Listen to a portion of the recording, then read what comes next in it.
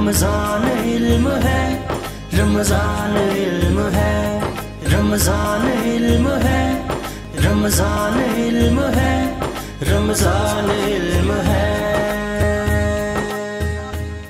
بسم اللہ الرحمن الرحیم۔ اللہم صلی علی سیدنا و مولانا محمد وعلی آلہ و اصحابہ وبارک وسلم وصلی علیہ۔ رب اشرح لی صدری ویسر لی امری واحلل عقدۃ من لسانی یفقہوا قولی۔ خواتین و حضرات، آپ سب کو خوش آمدید کہتے ہیں۔ رمضان علم ہے۔ رمضان بے شک علم ہے۔ یہ ایسا علم ہمیں عطا کرتا ہے کہ اس مہینے کی برکات، رحمتوں سے اور فیوزات سے ہمارے روح ارواح جو ہیں وہ ایسی پوزیشن پہ آ جاتی ہیں، اس طرح سے ہم محسوس کرتے ہیں کہ کوئی بھی کام کرنے کی اگر ہم کوشش کرتے ہیں تو ذرا آسانی لگتی ہے، آسانی ہو جاتی ہے، اللہ آسانیاں پیدا کر دیتا ہے۔ اس مہینے میں تمام وہ اعمال جو نارمل ڈیز میں مشکل ہوتے ہیں، نماز پڑھنا، روزہ رکھنا، صبر کرنا، یہ تمام چیزیں ذرا آسان ہو جاتی ہیں، اور اللہ سبحانہ و تعالیٰ یہی چاہتا ہے کہ اس کے بندوں کے لیے آسانیاں پیدا کرے۔ خواتین و حضرات، آئیے پروگرام کا باقاعدہ آغاز کرتے ہیں۔ ہمارے ساتھ ہر روز کی طرح ہوتے ہیں ہمارے بھائی قاری رفیع الدین سیالوی صاحب، جو آغاز کرتے ہیں تلاوت کلام پاک سے۔ رمضان علم ہے، رمضان علم ہے۔ اعوذ باللہ من الشیطان الرجیم، بسم اللہ الرحمن الرحیم۔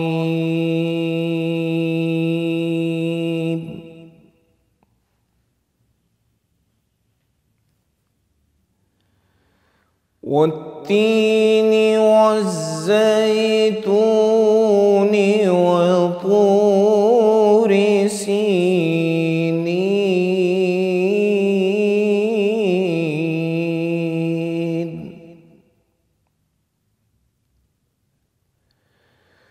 والتین والزیتون وطور سینین وهذا البلد الأمین۔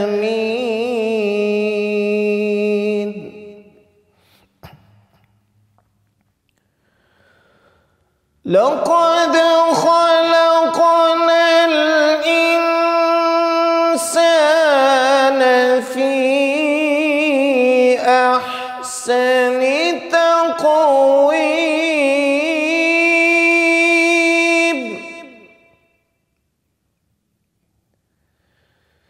ثم رددناه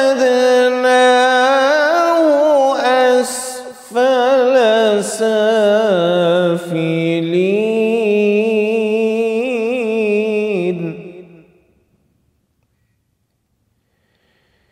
إلا الذين آمنوا وعملوا الصالحات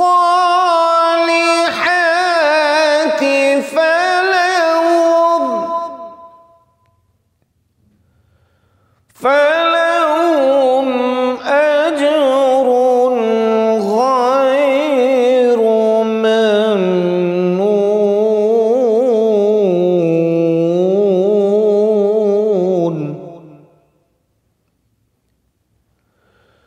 فما يكذبك بعد بالدين،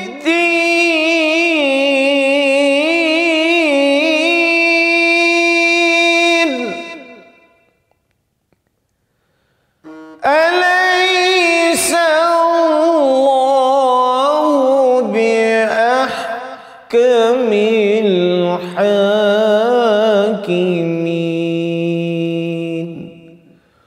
صدق اللہ العظیم۔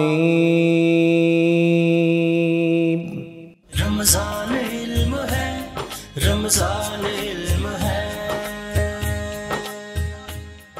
بہت شکریہ جی۔ خواتین و حضرات، یہ کیسے ہو سکتا ہے کہ رمضان کی محفل ہو اور ذکر آقائے دو جہان محمد مصطفیٰ صلی اللہ علیہ وآلہ وسلم نہ ہو؟ اب میں درخواست دوں گی ہمارے ثنا خان سے کہ خوبصورت نعت کا ہدیہ پیش کریں۔ رمضان علم ہے، رمضان علم ہے۔ ہوائے طیبہ چلی ہو تو نعت ہوتی ہے،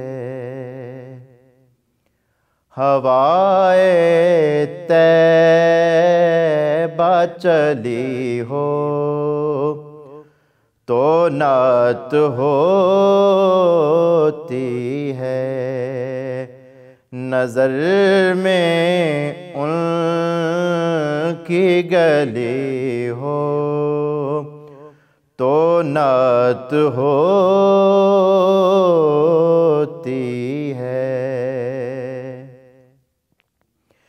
وہ خاک جس کو ہے پائے رسول سے نسبت، وہ خاک جس کو ہے پائے رسول سے نسبت، جو اپنے رخ پہ ملی ہو تو نعت ہوتی ہے، کمال فکر نہ کسب ہنر کی بات ہے یہ، کمال فکر نہ کسب ہنر کی بات ہے یہ، عطائے رب جلی ہو تو نعت ہوتی ہے، ملے غلامی شبیر و شبر و زہرا، نصیب ہو بے علی ہو تو نعت ہوتی ہے، نظر میں ان کی گلی ہو تو نعت ہوتی ہے۔ رمضان علم ہے، رمضان علم ہے۔ بسم اللہ الرحمن الرحیم۔ جی کیسے ہیں آپ سب لوگ؟ آپ سب کو خوش آمدید کہتے ہیں اپنے پہلے سیگمنٹ میں۔ اس سیگمنٹ سے بہت سی موٹیویشن لیتے ہیں، روز کی طرح آج بھی ہمارے ساتھ قاسم علی شاہ فاؤنڈیشن کے روح رواں موجود ہیں، موٹیویٹ کر رہے ہیں پوری دنیا کے یوتھ کو، ساتھ ہی ساتھ انسپریشن ہیں بہت سارے بچوں کے لیے، اور وہ جو زندگی میں کچھ اچھا پازیٹیو کرنا چاہتے ہیں۔ ہمارے ساتھ ہیں قاسم علی شاہ صاحب۔ السلام علیکم۔ وعلیکم السلام بہن، کیسے ہیں آپ؟ بالکل ٹھیک ٹھاک ہیں؟ اللہ کا بڑا الحمد للہ۔ اچھا جی شاہ صاحب، ٹاپک ہر روز نیا ہوتا ہے اور ہر چیز جو ڈسکس کی جا رہی ہے اس یقین کے ساتھ، اس دعا کے ساتھ کہ لوگوں کے دلوں میں اتر جائے۔ آج کا جو ٹاپک ہے وہ بہت ہی واسٹ ہے، اور ایز یو مینشنڈ کہ آپ کا بہت فیوریٹ ہے، سخاوت۔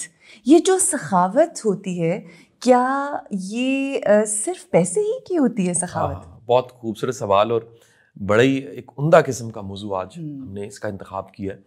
دیکھیے، سخاوت اتنی زیادہ اس کی ایک براڈر قسم کی ایک اس کا بنتا ہے، کینوس بنتا ہے، اور اس کا کہہ لیجیے اس کی ڈیفینیشن کو اگر ہم کسی جملے تک محدود کریں تو بڑی زیادتی ہو جائے گی، کیونکہ اس کائنات میں سب سے زیادہ سخی وہ اللہ کی ذات گرامی، رب، بے شک سب سے زیادہ سخی، جو حق سے زیادہ دیتا ہے، اوقات سے زیادہ دیتا ہے، ہماری حیثیت سے زیادہ دیتا ہے، ہمارے ہر صفر کو کروڑ کر دیتا ہے، ہر صفر کو لاکھ کر دیتا ہے، ہر صفر کو ارب کر دیتا ہے، ہر صفر کو کھرب کر دیتا ہے۔ دنیا میں جتنے کمال ہیں وہ سارے کمال رب کی مہربانی، اس کی عطا اور اس کی شان کے ہیں۔ سعدی شیرازی فرماتے ہیں کہ اگر اللہ سے مانگنا ہے تو اپنی اوقات دیکھ کے مت مانگو، بلکہ اس کی شان دیکھ کے سبحان اللہ. وہ شان والا رب ہے, بانٹنے والا, دینے والا, نوازنے والا. اچھا آپ ذرا دیکھیے اس کی سخاوت کا عالم کیا کہ آپ دنیا کے کسی بھی سخی سے مانگیں, شاید ممکن ہے کہ وہ سوچے کہ بانٹنے سے کم ہوگا, بانٹنے سے کچھ خرابی ہوگی, شاید یہ خیال آ جائے. وہ کیسا سخی ہے جس کے خزانوں میں کمی کوئی نہیں آتی, بادشاہوں کا بادشاہ, یعنی کوئی بادشاہ ایسا نہیں ہے جو اس کا محتاج نہیں ہے. دنیا کا ہر بادشاہ وہ سر جھکاتا ہے ایک بادشاہ کے سامنے. اچھا اس کی بادشاہت سدا بہار ہے, ازل تا ابد, کل بھی پالنے والا تھا, آج بھی پالنے والا ہے, آئندہ وقت میں پالنے والا ہے. اچھا اب یعنی یہ جو سخاوت ہے اور غنی ہونا ہے اور بانٹ دینا ہے, تقسیم کر دینا ہے, یہ سارے خزانوں کا مالک رب, یہ اس کی بہت بڑی شان ہے, اس کی صفت ہے. اچھا پھر دیکھیے سرکار دو عالم صلی اللہ علیہ وسلم کی ذات گرامی, میرے آقا آپ سے زیادہ سخی کون ہو سکتا ہے؟ بے شک. اچھا دیکھیے حضور کی ذات گرامی نے دنیا میں ایک بڑا خوبصورت ایک نیا انداز دیا. وہ انداز کیا کہ پاس رکھے کچھ نہیں ہے اور بادشاہ پھر بھی ہیں. یعنی کائنات کے لیے رحمت للعالمین, کھجور کی چٹائی, پتھر کا تکیہ, ایک پیالہ, ایک مشکیزہ, اپنے کام خود کر رہے ہیں. ٹھیک ہے. اور بادشاہت کہاں قائم ہے؟ پوری دنیا کائنات کے لیے رحمت للعالمین. بے شک. اچھا پھر اللہ کہتا ہے میں خزانوں کا مالک ہوں. حضور کی ذات گرامی کو آپ نے فرمایا تقسیم کرنے والے. واہ واہ, قاسم. قاسم کا نام. سبحان اللہ. اچھا اب یہاں ایک میں پوائنٹ چھوٹا سا نوٹ کروا کے پھر آگے جاؤں گا. میرے بزرگ بڑے, میرا نام میرے دادا نے رکھا جی. اچھا. میرے سے بڑا پیار کرتے تھے, اللہ تعالیٰ ان کو غریق رحمت کرے, کیا خوبصورت انسان تھے. صحیح. اچھا بڑے بوڑھوں سے میں یہ سنتا آیا کہ وہ شخص جو اپنے نام کی لاج رکھتا ہے اللہ اس کو بہت نوازتا ہے. صحیح. مثال لیجیے کسی کا نام صابر ہے, اس میں صبر ہی نہیں ہے تو وہ اپنے نام کی لاج نہیں نبھا رہا. اگر کسی کا نام عبد الرحمان ہے اور وہ رحمان کا بندہ نہیں ہے, اس کے انداز طور طریقے اعتبار سے نہیں لگ رہا وہ رحمان کا بندہ ہے, تو پھر عبد الرحمان نام رکھنے سے کیا ہوگا؟ بالکل ٹھیک. پھر آگے چلیں, اگر کسی کا نام شاکر ہے, شکر ہی نہیں کرتا, گلا شکوا کرتا رہتا ہے, تو اس نے کیا نام شاکر رکھا اپنا. تو مجھے بڑے بوڑھے کہنے لگے کہ جس دن تم اس نام کی لاج نبھاؤ گے کلک کر جاؤ گے. یہ جو کہتے ہیں نا کلک کرنا, تو اس نام کی لاج مجھے تو یہی سمجھ آیا کہ بانٹنا چاہیے, تقسیم کرنا چاہیے. اور تقسیم بھی کس کو, اس کے بھی درجے ہیں. ایک ہے زیادہ تھا کر دیا, ایک تھا ضرورت کا تھا کر دیا, ایک تھا شدید ضرورت کا تھا, خود کو چاہیے تھا اور آپ نے اظہار کر کے تقسیم کر دیا. تو میں جب اپنی بلڈ لائن دیکھتا ہوں امام علی سے, یہ 1300-1400 سال کا جو سفر ہے, یہ بھی میرے گاؤں میں بزرگوں میں یہ بات کہی جاتی ہے کہ سید اگر صاحب کردار ہے تو ولی ہے. ویسے تو سید ہونے شرم, بڑی دنیا صرف سید ہونے کا ادب کرتی ہے, لیکن اگر کوئی سید بھی ہے اور صاحب کردار بھی ہے اور اس میں اخلاص ہے, اللہ اس کے ہاتھ سے بڑے بڑے کام کروا دیتا ہے. اچھا اب سخاوت کا مطلب کیا ہے, یعنی اس کے پیچھے فلسفہ کیا ہے؟ جو سخی ہے اس کے پیچھے ایک جو ورڈ میں پیراڈائم بولتا ہوں, سم ٹائم کئی لوگوں کا مجھے فیڈ بیک آیا کہ شاہ صاحب ہمیں سمجھ نہیں آتی پیراڈائم کیا ہوتا ہے. پیراڈائم ہوتا ہے ذہن کی وہ حالت جس کی وجہ سے سارے ایکشنز ہو رہے ہیں, ذہنی حالت. مثال لیجیے آپ غصے کی حالت میں, آپ کو اچھی چیزیں بری لگے گی, ایسے ہی آپ ذہنی طور پہ اچھی حالت میں ہیں تو آپ کو کیا لگے گا, بری چیزیں بھی اچھی لگیں گی. آپ ذہنی طور پہ ایک مزاح کی حالت میں, طنز کی حالت میں, تو آپ ہر چیز کو مزاح کے اینگل سے لیں گے. آپ انتہائی سنجیدہ ذہنی طور پہ حالت میں, آپ ایک غیر سنجیدہ واقعے کو بھی سنجیدہ سیریس لے لیں گے. آپ غم کی حالت میں ذہنی طور پہ, آپ کو خوشی کا گانا بھی غمگین لگے گا. ایسے پیراڈائم کا مطلب یہ ہے. سخاوت کا کوئی تعلق مال کے ساتھ نہیں ہے, یہ بڑی واضح کر دو بات. یہ ہمارا جو مت ہے وہ جی میرے پاس تو ہے ہی نہیں, دوں کیا, میں کیسے سخاوت کروں. دیکھیں مستند حدیث سرکار دو عالم صلی اللہ علیہ وسلم, میرے آقا نے فرمایا سخاوت کا تعلق مال سے نہیں, سخاوت کا تعلق دل کے ساتھ ہے. اور جب یہ مہینہ آتا تھا میرے نبی سرکار دو عالم صلی اللہ علیہ وسلم, آپ کی سخاوت ہوا کی تیزی, جیسے ہوا ایک جکڑ چلتا ہے نا اور ایسے پھیل جاتا ہے سارا, آپ کی سخاوت ایسی ہو جاتی تھی. یعنی آپ اٹھا کے ہر تجوری کو, ہر چیز کو, ہر مال و متاع کو, ہر چیز کو خالی کر دیتے.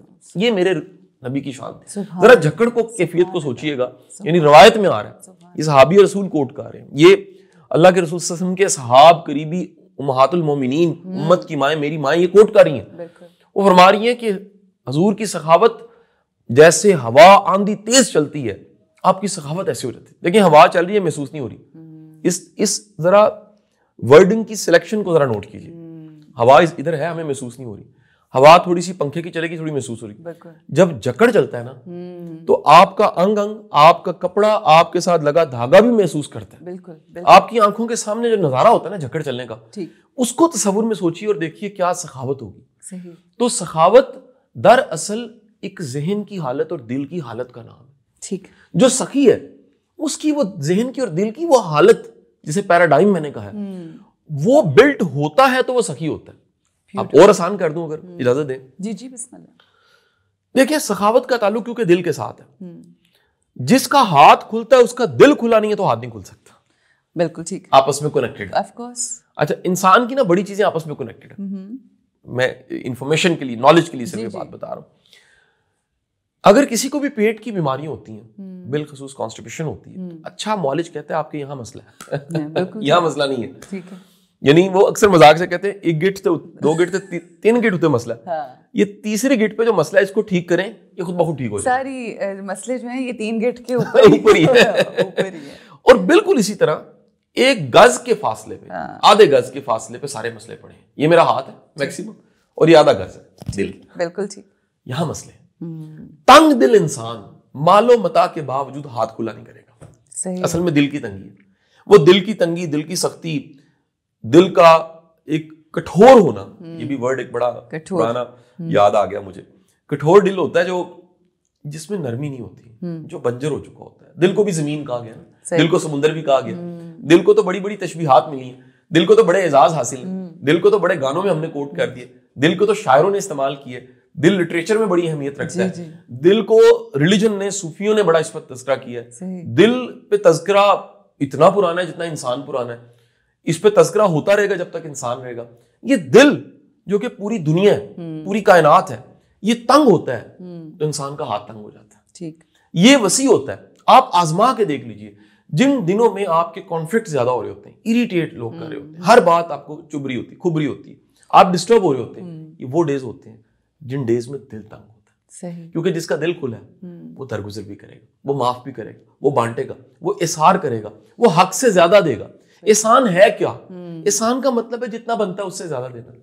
یہ جو چونگا ہے ہماری اصطلاح میں, ٹھیک ہے جی, یونیورسٹی کی لائف تو آج بھی مانگتی ہوں ہر کسی سے چونگا. یونیورسٹی کی لائف میں اس کو سپلی کہتے تھے. اچھا چونگا, میں اس کو درجن 13 کہتا ہوں. اچھا درجن 13 دراصل ایک جوس شاپ کی کہانی ہے نا. اچھا آپ کو شاید میں دہرا دیتا ہوں کہیں سننے والوں کے لیے, وہ بڑا لاہور میں ایک جوس شاپ ہے. ٹھیک ہے. یہ جوس شاپ انارگلی میں, میں اس لیے نام لے لیتا ہوں, مجھے بڑی محبت ہے ان سے. بالکل صحیح. حافظ جوس شاپ کے نام. ٹھیک ہے. یہ جوس شاپ یہاں پر اگر آپ آرڈر کریں جوس کا تو وہ گلاس کے ساتھ گلاسی فری ملتی ہے. اچھا. آج چونگا ایک گلاس بھرا ہوا, ایک گلاسی ساتھ. ٹھیک ہو گیا. یعنی کہ گلاس اور گلاسی ساتھ آئے. بالکل صحیح. پرانی بات, میں یونیورسٹی پڑھاتا تھا اور بزنس پڑھا رہا تھا. صحیح. تو کلاس میں نے اسائنمنٹ دی کہ جائیے, جا کے جتنی لاہور کی سکسیس سٹوریز ہیں وہ ڈھونڈ کے لائیے. ایک بچہ لایا اسائنمنٹ, اس نے کہا سر یہ میری اسائنمنٹ ہے, پکڑ. اسائنمنٹ پہ لکھا تھا حافظ جوس شاپ. ٹھیک ہو گیا. میں نے وہ کھولا, اس کو پڑھا, اس میں لکھا جی یہ وہ جوس شاپ ہے جہاں پر 40 گرینڈر لگے ہوئے ہیں. ٹھیک ہے. ملک شیک کے, اور ملک شیک بک رہا ہے, جوس چل رہا ہے, اور یہ پورا کارنر ہے, اور یہاں بھاری نہیں آتی, اور یہاں رش ہوتا ہے, اور یہ لاہور کی one and only juice shop ہے جہاں گلاس کے ساتھ گلاسی ملتی. تو کہتا ہے ہم نے بابا جی سے کویشچن کیا, حافظ خوشی محمد صاحب سے, ان سے پوچھا کہ یہ بتائیے یہ کیوں دیتے ہیں. تو انہوں نے کہا پتر رہتے پیچھے کہانی کی ہے. انہوں نے کہا جی میں چھابڑی لا کے, ریڑی لا کے کنو بیچتا سا, تے کنو میرے درجن 13 ہوندے سن, 12 نہیں 13. اچھا. اور میرے بک جاتے تھے سارے. اچھا. باقی ریڑیوں والے چھابڑیوں والے بیٹھے ہوتے تھے, میرے کنو بک جاتے تھے. مطلب وہ درجن کے ساتھ ایک ایکسٹرا دیتے تھے. ٹھیک. اب انہوں نے کہا کہ وہ درجن 13 میں نے آج جوس میں بھی کر دی, ایک گلاس 7 گلاسی. بہن یاد رکھیے جس کا بھی درجن 13 وہ کلک ہو جاتا ہے. جس کا درجن 13 ہے زندگی میں, جس کا بھی درجن 13 ہے, جو طے کرتا ہے اس سے زیادہ دیتا ہے نا, وہ عام بندہ نہیں ہے, بڑا انسان ہے. جو بندہ بھی مثال لیجئے تنخواہ دینے کے بعد پھر بھی کہتا ہے شکریہ, یار مجھے معاف کیجیے, میں نے محنت کے پیسے دیے, نیت کا تو صلہ اللہ دے سکتا ہے. بالکل. اور وہ محسوس کرائے کہ یار آپ نے زیادہ کر دی, میں کم کر سکوں آپ کے لیے, وہ سخی ہے, وہ دل کا بڑا ہے. جس کا بھی درجن تیرے, آپ بزنس میں دیکھ لیجیے, آپ لائف میں دیکھ لیجیے, آپ زندگی کے کسی شعبے میں دیکھ لیجیے, جہاں پر بھی کوئی ایک قدم ایکسٹرا چل رہا ہے. اچھا گورن اس کا بڑا اچھا نام رکھا ہوا ہے, ان کی کتابوں میں لکھا ہوا ہے to run 1 mile more. Okay. 1 mile زیادہ چلنے کی عادت. اور اس پہ بڑا ہی اچھا ایک ریسرچر ہے نیپولین ہل, وہ تو کہتا ہے کہ ہر وہ شخص جس نے ضرورت سے زیادہ کام کیا, ضرورت سے زیادہ پے بیک کیا, ضرورت سے زیادہ اس نے ایفرٹ کر دیا, وہ ایفرٹ کہیں سیو ہو گئی, بالکل کسی اور وقت میں وہ ریٹرن ہو جائے. بالکل صحیح. اور دیکھیے سخاوت کا معیار اس سے بڑا کیا ہوگا کہ اللہ کے رسول صلی اللہ علیہ وسلم, آپ کی ذات گرامی, آپ گھر تشریف لاتے ہیں, امت کی ماں سے پوچھتے ہیں آج وہ جو بکری ذبح کی تھی کیا بچا, تھوڑا سا گوشت بچا ہوتا, وہ فرماتی ہیں یا رسول اللہ صرف یہی بچا. آپ فرماتے ہیں جو بانٹ دیا وہ بچا. بے شک. کیا ایمان کا درجہ ہے. کیا دیکھیں دنیا میں واحد ایک ہستی ہے جس نے بتایا جو بانٹ دیا اصل میں وہ بچ جاتا ہے. صحیح. بچتا وہ نہیں جو ہاتھ میں ہوتا ہے, بچتا وہ ہے جو دے دیا, جو تقسیم کر دیا, جو بانٹ دیا بچا وہ ہے. بالکل صحیح. جو رکھ لیا وہ تو کیا کیا آپ نے. بڑی ہی شاندار طریقے سے آپ نے سمجھایا, اور واقعی دل پہ اثر کرتی ہیں یہ تمام باتیں. بڑی خوبصورت لگتی ہے یہ گفتگو سخاوت کی, اسپیشلی جب ہم بات کرتے ہیں کہ ہمارے ہاں ایک کانسیپٹ ہے, بالخصوص اگر ہم تھوڑا خواتین کی طرف رخ کریں. یہ تو بھی ہم سخاوت اور احسان کی بات کر رہے ہیں, وہ چیزیں جن کی ضرورت بھی نہیں ہوتی وہ بھی ہم نے سالوں سے سنبھال کے رکھی ہوتی ہیں. تو میں چاہوں گی ذرا تھوڑا سا ایڈریس کریں ان خواتین کو سخاوت کے موضوع کے لیے لے کے کہ کس طرح سے اللہ برکتیں ڈالتا ہے. جب اچھا دیکھیے, میں کبھی کبھی تو حیران ہوتا ہوں کیونکہ یہ ہمارے کلچر میں ہماری آنکھوں کے سامنے کئی نظارے دیکھتا ہوں میں. نانیوں کی پیٹیاں اور الماریاں پڑی ہوتی ہیں, ہمارے گھروں میں وہ رضائیاں پڑی ہوتی ہیں اور وہ جو کسی نے کبھی استعمال ہی نہیں کی اور نہ ہوں گی کبھی, آؤٹ آف فیشن. وہ کپڑے 1981 جیسی کہ جی یہ کیونکہ تلے والا کام تھا اور یہ کپڑا جو تھا اور یہ آرکنڈی تھی, اور وہ یاد ہے کہ یہ میں نے اپنے بارات پہ پہنا تھا, یہ میرے میاں نے پہلی دفعہ مجھے لے کے. پتل کا لوٹا, او ہو مسلم شاور کے زمانے میں پتل کا لوٹا. پھر آپ دیکھیے گا کہ آپ کو وہ پھمن والے تکیے اور جھالروں والی جو بیڈ شیٹیں ہیں. کیا آبزرویشن ہے بھائی. کبھی کبھی اچھا آج کے فریج کے زمانے میں وہ جو ڈولی ہوتی ہے دودھ رکھنے والی, میں گھر میں گیا تو انہوں نے وہ چھجا لٹکایا ہوا, اس میں وہ چیزیں رکھی ہوئی. میں کہا جی کیوں رکھا ہے جی تسی, بلی نہ کھا لے. خدا کا نام, بلی کو کھلا دے, بلی کو گھر کا حصہ سمجھے آپ. یہ جو ہم کچھ لوگوں کے گھروں میں بلیاں مہمان بنی بیٹھی ہوتی ہیں, یہاں ہم کہتے ہیں ہمارے گھر میں مہمان ہے. ہم دیکھیے میں ایک کلاس پڑھایا کرتا تھا, اس کلاس میں ایک دم وہ ٹاپک پہ جاتا ہوں اصل پہ. اس کلاس میں تقریباً 100 کے قریب ہر بیچ میں لوگ آتے تھے. یہ میری ایک پرسنل کلاس تھی جس کو میں ایک استاد کی طرح, ایک مینٹور تعلیق کی طرح آن کرتا تھا کہ میری کلاس ہے. اس کا نام تھا ویکلی کلاس. اس کے 4 بیچ یہاں سے کہاں پہ ہوتے تھے, ادھر ہی. اچھا ٹھیک. اور اس میں ورسٹائل لوگ تھے, یعنی کسی کا بزنس ہے, کسی کی دکان ہے, کوئی اسٹوڈنٹ ہے, کوئی کچھ ہے, یعنی کئی بلینئر بیٹھے ہوتے تھے, پتہ نہیں ہوتا تھا کون ہے. پہلی پریکٹس فرسٹ ڈے میں ان کو کرواتا تھا خدا کے لیے, اپنے چھت پہ مٹی کے برتن رکھ کے پرندوں کو ڈیلی کا دانہ ڈالنا شروع کر. پھر میں ان کو دوسری پریکٹس کرتا ہوں, خود ناشتہ بنائیں, کسی سے نہیں بنوانا, خود ناشتہ بنوائیں. ناشتہ بنا کے ڈسپوزیبل کپوں میں چیزوں میں لے کے ان کو جا کے پیش کریں جو مانگ نہیں رہی. اڈوں پہ مزدور بیٹھے ہوں. کووڈ کے ڈیز تھے, خدا قسم میں نے ان بچوں کے ہاتھوں سے, ان گروپ کے لوگوں کے ہاتھوں سے, کئی ایسے مہربان تھے جنہوں نے 300 لوگوں کے ناشتے بنائے. میں اپنے ہاتھوں سے عروج یہ بتانا چاہ رہا ہوں تاکہ انکریج ہوں. اللہ معافی, قطن کوئی بتانے سے امپریس کرنا مقصد نہیں ہے. اپنے ہاتھوں سے میں 100-150 بندوں کا ناشتہ بناتا ہوں. اچھا, تو کیا آپ کی اسپیشلٹی ہے؟ میں بند پلسٹر بناتا تھا. اچھا, یعنی انڈے کٹھے ریڈی کر لیے, زیرہ چیزیں ساری اس میں ڈالی, مسالہ ڈالا, انڈے پھینٹے, بند سارے کاٹے, لگائے, سیکے, پیک کیے, اور اچھی سی چائے, بڑی زبردست الائچی والی پکی ہوئی چائے, وہ جا کے میں نے مزدوروں کے اڈوں پہ ٹیم کے ساتھ وہاں پر بانٹ دینے. سخاوت. رمضان کا مہینہ ہے, ذرا تھوڑی سخاوت یہ بتائیں ہمارے لیے, افطاری میں کیا بنا رہے ہیں آپ کسی دن؟ اچھا دیکھیے, افطاریاں ساری حاضر ہیں. اچھا میں آپ کے ہاتھ کی بنی ہوئی میں حاضر ہوں. دیکھیے میں پکوڑے تلنے سے علاوہ کیا کر سکتا ہوں, میں اچھا کوئی جوس بنانے کے علاوہ میں کیا کام کر سکتا ہوں. میں بڑی حد ہے تو آپ کو बैंगन वाले पकौड़े खिला दूंगा, अच्छा बड़ा कमाल करूंगा तो किसी दिन आपको आलू वाले पकौड़े खिला वाह दूंगा, जी वाह, उससे ज्यादा तरक्की होगी तो गोभी वाले खिला दूंगा, जबरदस्त। इससे ज्यादा मैं क्या कर सकता इससे हूँ। ज्यादा नहीं। तो जो चीजें मैं खुद थोड़ा सी खा लेता हूँ, एंजॉय कर लेता हूँ, मतलब मेरी शायद तबीयत नहीं है, मैं बहुत फूडी नहीं हूँ, हाँ अच्छा खाता हूँ, थोड़ा खाता हूँ और भूख के साथ खाता हूँ। सही, excellent. Coming to the topic, ये हंसी मजाक लाइटर नोट पे, इतना रोज़े में की हालत में दिल चाहता है कि थोड़ी लाइटर नोट पे भी गुफ्तगू की जाए। अच्छा शाह साहब, ये बताइए कि जैसे कि मैंने शुरू में आगाज़ किया, हम ये समझते हैं कि सखावत is just about the money that you have, जो हमारे बैंक में हमारे पास सामान चीज़ें। क्या सखावत गुफ्तगू के मामले में भी होती है? क्या सोचों के मामले में? क्या मुस्कुराहटें? और क्या तरीके हैं सखावत? अच्छा, दरअसल सखावत को एक और उसका एंगल लेते हैं। मैंने पहले बताया था आज शुरू में ही कि सखावत की जहतें बहुत ज़्यादा हैं। सही, मैं इस पे कितने दिन बोल सकता हूँ, इस पे कितने वाक़यात सुना सकता हूँ। आप सखावत का मानी ये भी है वैल्यू ऐड करना, किसी की जिंदगी में कोई वैल्यू ऐड करना, ठीक, कोई आसानी पैदा करना। मैं एक वाक़या सुनाता हूँ, फिर उस वाक़े को रिलेट करूंगा हिस्ट्री के एक बड़े खूबसूरत वाक़े के साथ। मैं रमज़ान ट्रांसमिशन कर रहा था, हमारी बड़ी प्यारी बहन है जुगन कासिम, मेरा एक बड़ा ही लाड का रिलेशन है, सच्ची बात है। मैं अक्सर कहता हूँ मुझे सकी लाडू है सकी बहनों से बढ़ के उसके साथ, मैंने वो मुझे प्यार भी सके भाइयों से बढ़ के।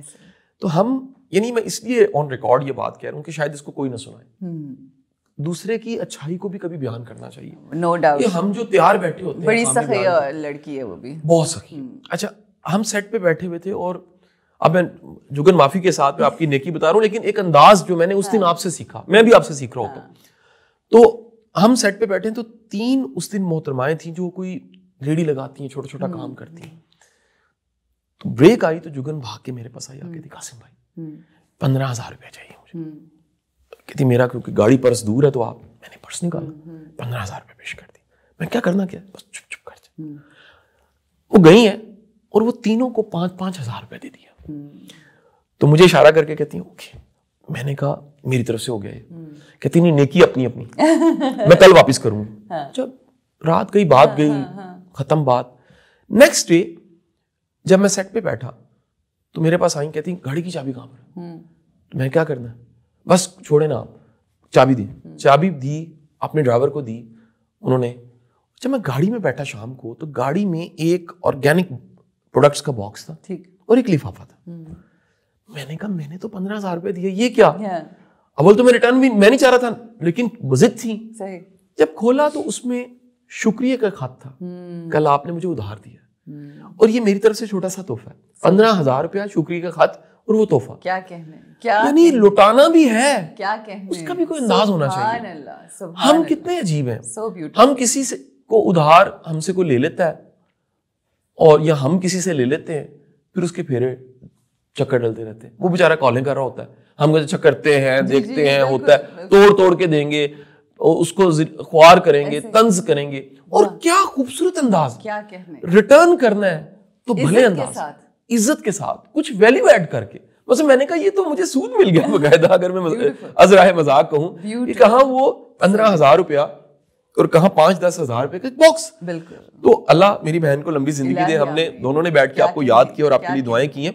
अच्छा, अब हिस्ट्री का वाक़या। कभी किसी सेट के ऊपर वो खाली हाथ नहीं गई, हमेशा कभी कप केक्स आ रहे हैं तो कभी मैंने ऐसे ही देखा जी। हाँ, मैंने सच्ची बात है, और ऐसे लोगों को अल्लाह की तरफ से भी अता अनायत, बहुत नवाज़ है। मैं बेशुमार बहन लोगों के साथ, मैंने एंकर्स के साथ काम किया, आपके साथ मेरा बड़ा अदब का रिलेशन है। अल्लाह ने आपको भी बड़ा सखी बनाया, माशाल्लाह माशाल्लाह। ये भी मैं ऑन रिकॉर्ड करवा दूं कि वास्ता पड़ता है, फिर आपको पता लगता है। और आपको एक बड़ी मजे की बात, हम कैमरे के अलावा जो होते हैं ना, असल में हम वो होते हैं। कैमरे पे तो सारी अच्छी होती है, कैमरा तो यकीन कीजिए कि बड़े बड़े बदनाम लोग बड़ा डिसेंट से फील करवा रहे होते हैं, लेकिन असल में हम होते हैं जो बिहाइंड द कैमरा होते हैं। एक वाकया और सुनो हिस्ट्री का, मेरा पसंदीदा। यकीन कीजिए मैं इस वाकये को जब सुनता हूँ मेरी आंखों में नमी आ जाती है। उम्मत की माँ हज़रत आयशा रज़ी अल्लाह ताला आपके पास कोई मांगने के लिए आता है, अपना हाथ आगे करता है, पेश कीजिए कुछ, आप अशरफियों की थैली उठा के दे देती हो, ठीक, वो जाने लगता है, उसको वापस बुला लेती है। अच्छा, वापस दे दो, थैली आती है वापस,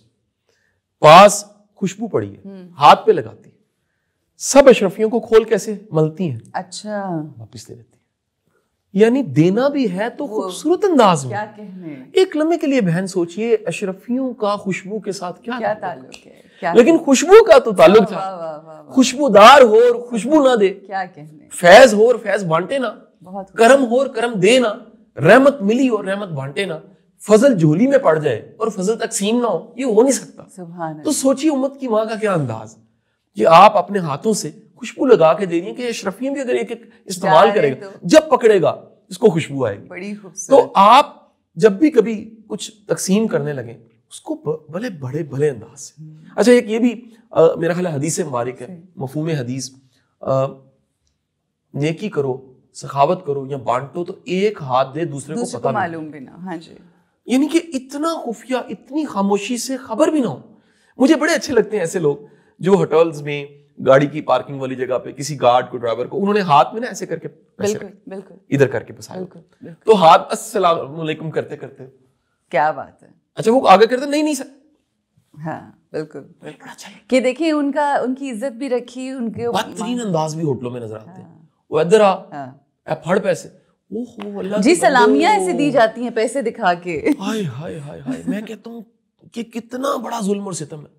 وہ رب تمہیں کیسے کیسے دے رہا ہے یار. چراہوں میں کھڑا کر کے ملنا ہوتا نا تو آپ کی رسوائی ہوتی. کیا کہنے، وہ کس کس بہانے سے کیسے کیسے، بادشاہوں کا بادشاہ. یہ جملہ میں بار بار اس لیے دہرا رہا ہوں کہ ایک بڑے اچھے ہمارے دوست ہیں، بزنس مین ہیں، چودھری شہزاد انجم صاحب. ان کی والدہ انہیں کہا کرتی تھی کہ بادشاہوں کے بادشاہ سے مانگنا ہے تو زیادہ مانگو. واہ واہ واہ، تھوڑا کیوں مانگنا؟ کیا کہنے، کائنات کے بادشاہ سے مانگ رہے ہو، 10 روپے مانگنے اس کیجیے. اس قدر لطف اور سرور آئے آج کی گفتگو کا، اس قدر مزہ آئے کہ واقعی وہ ایک ایک بات، ہر چیز جو ہے وہ دل میں اتر گئی ہے. بے شک جن ہستیوں کا، جس ہستی کا تذکرہ کیا ہے وہ ہم سب کے لیے، ہم ان سے سیکھتے ہیں اور اپنی زندگیوں کو بہتر بناتے ہیں. مگر آپ یہ سوچئے کہ جو جگن جو ہماری اس دور میں ہماری دوست ہیں، ہماری بہن ہیں، اور میڈیا پہ بیٹھ کے کام کر رہے ہوتے ہیں لوگ، کیسی کیسی گفتگو کرتے ہیں لوگوں کے حوالے سے، مگر اندر جا کے دیکھیں کہ ان کے اندر کیا اچھائیاں اور کیا کیا اللہ کی ذات نے عنایتیں کی ہوئی ہیں ان کے اوپر، اور ان سے سیکھنے کی ضرورت ہے. اور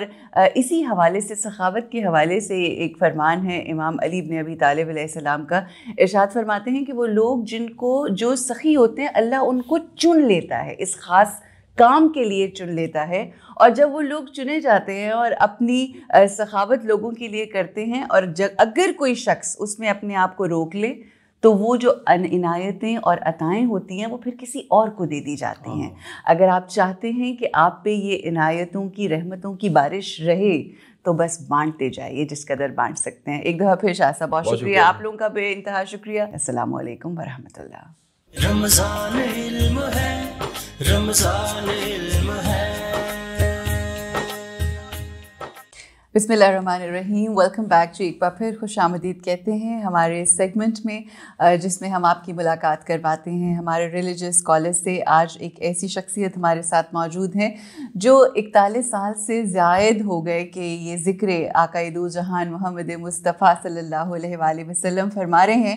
نہ صرف یہ بلکہ 400 سے زائد اسٹوڈنٹس ایسے ہیں جن کو PhD کروا چکے ہیں، اور 407 سے زائد ایسی یونیورسٹیز ہیں جہاں پر جا کے آپ یہ ذکر خیر کر رہے ہیں، اور کس طرح سے لوگوں کے دل پر نور ہو رہے ہیں اس ذکر سے. اللہ سبحانہ و تعالیٰ ان کی توفیقات میں اضافہ فرمائے. ریلیجس اسکالر ہیں، پبلک اسپیکر ہیں، ڈاکٹر پیر طارق شریف زادہ صاحب. السلام علیکم. وعلیکم السلام. آئی ہوپ میں نے آپ کا نام ٹھیک بولا ہے. آپ کا نام، اچھا میں نے شریف زادہ کبھی زندگی میں نام نہیں سنا، so it was very different and very appealing for me. آپ ٹھیک ٹھاک ہیں؟ کیسا رمضان جا رہا ہے آپ کا؟ الحمدللہ جی، یہ رحمتوں کا اب موسم بہار ہے جی. اللہ کی طرف سے نزول رحمت بھی ہے، الحمدللہ نزول برکت بھی ہے، اور اعلان مغفرت بھی ہے. اعلان مغفرت، تو ہر طرف سے فائدہ ہی فائدہ ہے جی. اللہ اس کی توفیقات جو ہے انہیں سمیٹنے کی ایک برکت جو ہے وہ اللہ کی طرف سے ہر آن جو ہے وہ اپنی مخلوق کی طرف متوجہ ہے. اللہ اسے سمیٹنے کی توفیق عطا فرمائے. الہی آمین، الہی آمین. ڈاکٹر صاحب ماشاءاللہ آپ یہ دیکھیے کہ یہ میں پہلے بھی آپ سے جب ملاقات ہوئی تو میں بہت فیسنیٹ ہوئی آپ کی تمام گفتگو سن کے، اور بالخصوص یہ جان کے کہ آپ کو اللہ نے چنا اور پھر آپ نے فیصلہ کیا، اللہ کی ذات نے آپ کو شعور بخشا اور آپ نے فیصلہ کیا کہ اب جب یہ زبان بولے گی انہی کی شان میں بولے گی انشاءاللہ. تو سوال میرا یہ ہے کہ ظاہر ہے جب آپ اس شخصیت، اس ہستی کے ساتھ جڑ جاتے ہیں تو چاہتے نہ چاہتے ہوئے بھی آپ کی زندگی کے اندر وہ نور آنا شروع ہو جاتا ہے اور آپ کی زندگی میں تبدیلی آنا شروع ہو جاتی ہے. 41 سال کا تقریباً لگ بھگ سفر ہے یہ ماشاء اللہ.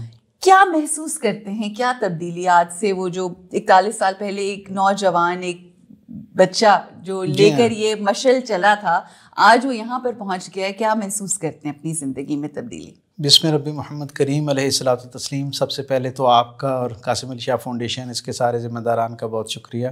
اللہ تعالیٰ آپ کو اسی طرح اپنی مخلوق کے لیے خیر کا ذریعہ بنائے رکھے اور آپ لوگوں اور اللہ کے خیر کے درمیان قربتوں کا ذریعہ بنتے رہیں. اللہ تعالیٰ آپ کی توفیقات میں ہر آن برکتیں عطا فرمائے. در حقیقت بات یہ ہے کہ یہ ایک عطر فروشی والا معاملہ ہے جی. جتنا آپ اس ذکر کے قریب ہوتے جائیں حقیقت میں آپ اللہ کے نور کے قریب ہونا شروع ہو جاتے ہیں. اور یہ کیسے ہو سکتا ہے کہ مسلسل ایک شخص خوشبو کے درمیان رہے اور اس کے رگ و پے میں وہ خوشبوئیں جو ہے وہ کسی نہ کسی درجے پہ سرایت نہ کریں. تو یہ ایک بہت ایسا نور کا, ایک ایسی تمانیت کا سفر ہے کہ جس میں ہر آن برکت ہو رہی ہے. اور میں یہ سمجھتا ہوں کہ یہ شاید اکلوتا سفر ہے کہ اس کی بظاہر کوئی منزل نہیں ہے, کیونکہ کوئی شخص بھی حضور کے ذکر کا حق ادا نہیں کر سکتا اور نہ حضور کے ذکر کو بلند کرنے کا دعویٰ کر سکتا ہے, کیونکہ یہ وہ پاکیزہ اور خوبصورت ذمہ داری ہے جو اللہ نے اپنے ذمہ کرم پہ لے رکھی ہے. اور اللہ جب کسی سے راضی ہوتا ہے تو اسے ذکر کو بڑھانے والا جو سفر ہے اس میں شریک کر لیتا ہے, اس کے لیے منتخب کر لیتا ہے. سو یہ طے شدہ بات ہے کہ یہ ذکر کرنا جو ہے یہ کسی درجے پہ بھی انسان کی اپنی توفیق سے نہیں ہے, اپنی پلاننگ سے نہیں ہے. یہ خالصتاً ادھر سے چناؤ ہوتا ہے تو بندہ اس کام پہ لگتا ہے. اور اس کی خوبصورتی یہ ہے کہ جب آپ اس سفر پہ نکلتے ہیں, ظاہری طور پہ کیونکہ اس سفر کی کوئی منزل نہیں ہے, اس کا کوئی اختتام نہیں ہے, لیکن دوسری طرف اس کے اندر یہ بھی خوبصورتی موجود ہے کہ اس سفر کا ہر قدم اپنے طور ایک منزل ہے. سبحان اللہ, ہر قدم ایک منزل ہے. ہر رات جب آپ حضور کی سیرت کو پڑھتے ہیں تو آپ پہ ایک نیا عقدہ کھلتا ہے, ایک سچائی کا, ایک خوبصورتی کا, ایک نور کا, ایک نئی دنیا آپ کے اوپر منکشف ہونا شروع ہوتی ہے. یہ اگر ہم اس طرح سے کہیں کہ جب آپ قرآنی آیات پڑھتے ہیں, جب بھی اس کو پڑھتے ہیں تو ایک نیا مطالب مختلف نظر آتے ہیں اور ایک مختلف سرور ہے یہ جو آپ کرتے ہیں. تو اسی طرح سے میں آپ سے عرض کروں کہ میرے کریم آقا صلی اللہ علیہ وسلم کی زندگی کو جب کوئی شخص مائنیوٹلی پڑھنا شروع کرتا ہے, اور بلکہ میں یہ کہتا ہوں کہ جب کوئی شخص اپنے آپ کو حضور کی سیرت کے سپرد کرنا شروع کرتا ہے, یہ جملہ آپ نے پہلے بھی بولا تھا, تو اس کی خوبصورتی یہ ہے, اس کا سب سے بڑا اعجاز یہ ہے کہ پھر ایک وقت ایسا آنا شروع ہوتا ہے کہ آپ وہ زندگی گزارنا شروع کر دیتے ہیں. سبحان اللہ. پھر آپ کو کسی وقت یہ لگتا ہے کہ یہ جو جبل ابو قبیس پہ میرے کریم آقا لوگوں کو اعلاء کلمۃ الحق کے لیے اکٹھے کر رہے ہیں نا, تو حضور کی مخاطبین میں کہیں پیچھے ایک کھڑا ہوا ایک خاموش بچہ, گناہگار بچہ جو ہے وہ میں بھی ہوں. وہ کہیں مجھ سے بھی مخاطبت ہو رہی ہے. پھر جب کبھی ہم بدر میں حضور کو اپنی پوری شجاعت کا مظاہرہ کرتے ہوئے دیکھتے ہیں تو لگتا ہے کہ حضور پہ جان نچھاور کرنے والے لوگوں میں کہیں پیچھے کھڑا ہوا لرزتی آنکھوں کے ساتھ دعا کرتا ہوا اور اس منظر پہ کوئی ایک حسرت کے ساتھ دیکھتا ہوا ایک شخص جو ہے وہ میں بھی ہوں. تو پھر وہ غار حرا کی ریاضتیں ہوں, وہ خلوتیں ہوں غار حرا والی, یا پھر وہ خطبہ حجت الوداع والی جلوت ہو, تو وہ سارے سفر جو ہیں, وہ سارا نور جو ہے وہ ایک ایک منظر پھر یوں لگنا شروع ہو جاتا ہے کہ آپ اس منظر کا حصہ ہیں. اور تھوڑی دن کے بعد آپ کو یہ میں بڑی دیانتداری سے یہ بات سامعین کو شیئر کروں گا کہ اگر آپ اسے اہتماماً پڑھنا شروع کریں حضور کی زندگی کو, اور سب کن کہ میں نے اس زندگی سے کچھ حاصل کرنا ہے, بالکل, تو یہ اتنے لجپال اور کریم آقا کی زندگی ہے کہ چند دنوں کے بعد, چند دن, ہفتوں بھی ضرورت نہیں ہے, چند دنوں کے بعد ہر منظر میں آپ اپنے آپ کو کہیں کسی اوٹ میں کھڑا ہوا پائیں گے. تو یہ نور کا سفر ہے. اور جب کوئی فانی اپنے آپ کو اس باقی کے سفر پہ روانہ کرنے کے لیے آمادہ کر لیتا ہے تو اس کی طرف سے بقا کا پیغام آنا شروع ہوتا ہے. الحمدللہ الحمدللہ. شرط صرف مخلصی ہے جو اللہ کی بارگاہ میں قبول ہوتی ہے. اچھا جی, ٹاپک کی طرف آتے ہیں, اور ٹاپک کچھ اس طرح سے ہے کہ ہم جانتے ہیں کہ آقا کی زندگی کا جب مطالعہ فرماتے ہیں تو آپ کو غیر مسلموں کے ساتھ آقا کا رویہ درگزر, کبھی یہودی عورت جو گوشت کھلا دیتی ہے زہریلا اس کو معاف کرتے ہیں, کبھی وہ جو آ کے تلوار تان لیتا ہے اس کو ودا کر دیتے ہیں معاف کر کے. تو یہ جو رویہ رویہ ہے آج، اس سے کیا سیکھنے کی ضرورت ہے ہم مسلمانوں کو جو آپس میں اپنے بہن بھائیوں کے ساتھ ٹالریٹ نہیں کر پاتے؟ غیر مسلموں کے ساتھ کیا سلوک تھا کا؟ میرے کریم آقا صلی اللہ علیہ وسلم کی شخصیت کو جاننے کے لیے جو سب سے بنیادی بات ہے جو سمجھنے کے لیے ضروری ہے، میں یہ سمجھتا ہوں کہ حضور کی زندگی کو جاننے کے سفر پہ جب کوئی شخص روانہ ہو تو اسے یہ سب سے پہلی بات یہ سمجھنی چاہیے کہ میں ایک ایسی عظیم الشان لافانی ہستی کی زندگی کو جاننے کے لیے اپنے آپ کو آمادہ اور تیار کر رہا ہوں، ٹھیک، جو شخصیت صرف مسلمانوں کے لیے اسوہ کامل نہیں ہے بلکہ عالمین کی آخری پیدا ہونے والی انسانی شبیہ میں پیدا ہونے والی روح جو ہے اس کے لیے بھی وہ ویسی ہی ہدایت اور رہنمائی کا اسوہ کامل ہے جیسا حضور کے اپنے زمانے کے لوگوں کے لیے حضور ایک کامل نمونہ بے تھے۔ شک سو حضور کی زندگی سب سے اسی وجہ سے ہم یہ دیکھتے ہیں کہ حضور کی پورا جو خطاب ہے نا اپنی پوری زندگی کے اندر جو مخاطبت ہے وہ بہت کم مومنین کے ساتھ ہے، وہ انسانوں کے ساتھ براہ راست مخاطبت ہے۔ تو وہ رسول جس کا پیغام کے اولین مخاطبین ہی سارے عالمین ہوں اور بالخصوص ان میں پھر سارے انسان ہوں، ان کے پیغام میں یہ کیسے ہو سکتا ہے کہ کچھ آسانیاں جو ہیں وہ صرف مسلمانوں کے ساتھ مخصوص کر دی جائیں؟ چنانچہ ہم یہ دیکھتے ہیں کہ رسول رحمت صلی اللہ علیہ وسلم کا یہ ایک کمال ہے جو حضور کے بدترین ناقد ہیں وہ بھی یہ بات کہنے پر مجبور ہیں کہ رسول رحمت انسانی تاریخ کے وہ واحد مصلح ہیں، وہ واحد رہنما ہیں اور وہ واحد حکمران ہیں جنہوں نے ایک ایسا نظام حیات مرتب کیا جس میں اپنے ماننے اور نہ ماننے والوں کے درمیان عمومی حقوق کے حوالے سے کوئی تفریق نہیں پائی جاتی، یعنی وہ بنیادی انسانی حقوق جو انسان کسی بھی درجے پہ انسانوں کے لیے ہونے چاہیے ان میں مسلم اور غیر مسلم کی کوئی تفریق آپ نے نہیں رکھی، بلکہ میں تو یہ کہا کرتا ہوں کہ یہ انسانی تاریخ کا پہلا نظام حکومت ہے جس کے اندر ریاست مدینہ کی شکل میں کہ جہاں پر غیر مسلم کے لیے زیادہ احتیاط کا فرمان جاری کیا اچھا۔ اور میرے کریم آقا کی وہ جو محبت ہے اس کا عالم یہ ہے، تاریخ ہمیں بتاتی ہے کہ میرے رسول صلی اللہ علیہ وسلم کے سامنے مکہ کے اندر آخری مکہ کی جو پہلی ابتدائی آپ کے 13 برس ہیں اعلان نبوت کے بعد کے، ان کے آخری دنوں میں انتہا درجے پہ حضور کو تکلیف دی جا رہی ہے اور ایک یہودی بوڑھا ہے اس کا جنازہ حضور کے سامنے سے گزر رہا ہے، میرے کریم آقا کی چشمان مقدس سے آنسو جاری ہوتے ہیں۔ اصحاب رسول کہتے ہیں اللہ کے رسول آج تو نسبتاً ایک ریلیف کا دن ہے کیونکہ ایک ایسا شخص دنیا سے جا رہا ہے جو اللہ کا بھی دشمن تھا، اللہ کے رسول کا بھی دشمن تھا، جس نے اپنی ساری توانائیاں مرکوز کر رکھی تھیں لوگوں کے دلوں کو آپ کی طرف سے میلا کرنے کے لیے، تو اس کے جانے پر آپ کی چشمان مقدس سے اس طرح کا گریہ اور آنسو۔ میرے کریم آقا نے کیا جواب دیا؟ حضور نے فرمایا تمہارا یہ کہنا اپنی جگہ بجا، تم اپنے طور پہ ٹھیک سوچتے ہو، لیکن میں کیا کروں، مجھے تو رحمتیں اور بشارتیں تقسیم کرنے کے لیے بھیجا گیا۔ سبحان اللہ۔ کہ میں ایسے یوں دیکھتا ہوں کہ ایک ایسا شخص جس نے میرا زمانہ پایا، میری نشست برخاست دیکھی، جس نے میری صحبت اختیار کی، جسے مجھ سے سوال کرنے کا موقع ملا، جو میرے بچپن کے پہلے لمحے سے آج تک کی زندگی پر گواہ ہے، صحیح، اتنی مسلسل رفاقت اور قربت کے باوجود میں اسے جہنم سے بچا نہیں سکا اور وہ اللہ کی جہنم کے سپرد ہو گئے، یعنی ایمان نہ لا سکا۔ تو حضور اس درجے کی غمخواری یعنی اس کے بارے میں جو اس نے حضور کے ساتھ کر رکھا ہے اس پہ حضور نہیں سوچ رہے، نہ اسے یاد کر رہے۔ حضور کی چشمان مقدس سے رواں آنسوؤں کا سبب جو ہے وہ اس کا رویہ نہیں ہے، بالکل بالکل، بلکہ وہ اس نعمت سے محرومی ہے اس کی، جو اس شخص کی محرومی ہے، مگر جی ہاں، لیکن میرے کریم آقا کس درجہ پہ شفیق اور مہربان ہے، صحیح، اللہ کی ساری مخلوق کے لیے۔ دیکھیں نا، اللہ نے کسی نبی کو اور کسی اور چیز کو یہ شرف نہیں بخشا کہ اسے اپنی رحمت کا استعارہ قرار دے۔ بالکل، دیکھیں نا، قرآن کا آغاز ہوتا ہے نا تو اللہ کہتا ہے بسم اللہ الرحمن الرحیم، وہ الہ ہے لائق عبادت ہے، کیوں؟ کیونکہ وہ رحمان اور رحیم ہے۔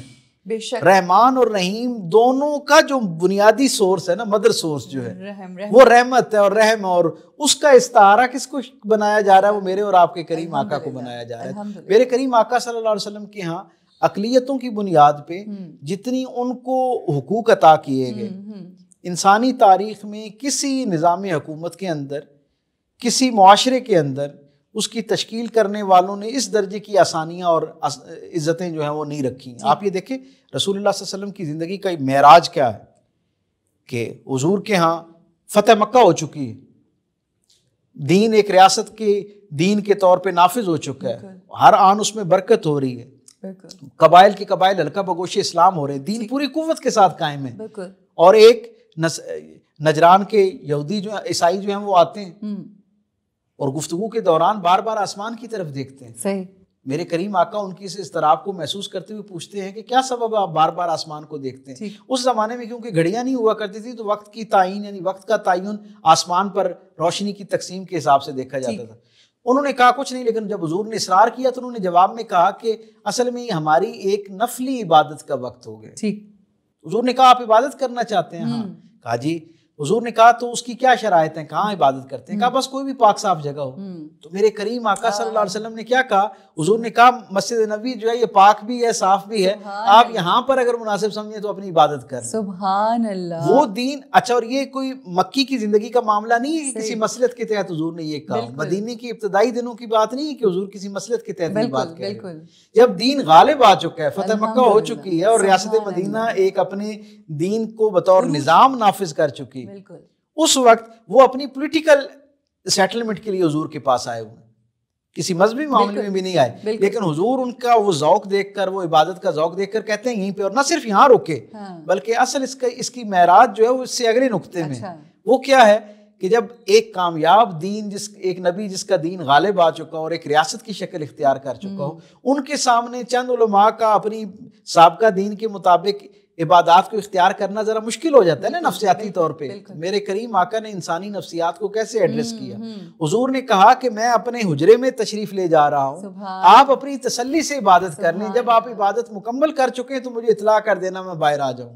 اور تاریخ نے یہ دیکھا کہ وہ عبادت کرنے والے لوگوں نے وہاں عبادت کی، حضور اندر تشریف لے گئے اور بہت دیر کے بعد ان میں سے کسی نے آواز دی، حضور کو بلایا، اور حضور جب باہر تشریف لائے تو ان میں سے 7 لوگوں نے یہ کہا کہ آپ کا یہ جو حسن سلوک اور یہ جو ظرف ہے یہ بتاتا ہے کہ یہ ظرف کسی نبی کا ہی ہو سکتا ہے، یہ کسی انسان کا ظرف نہیں ہو سکتا.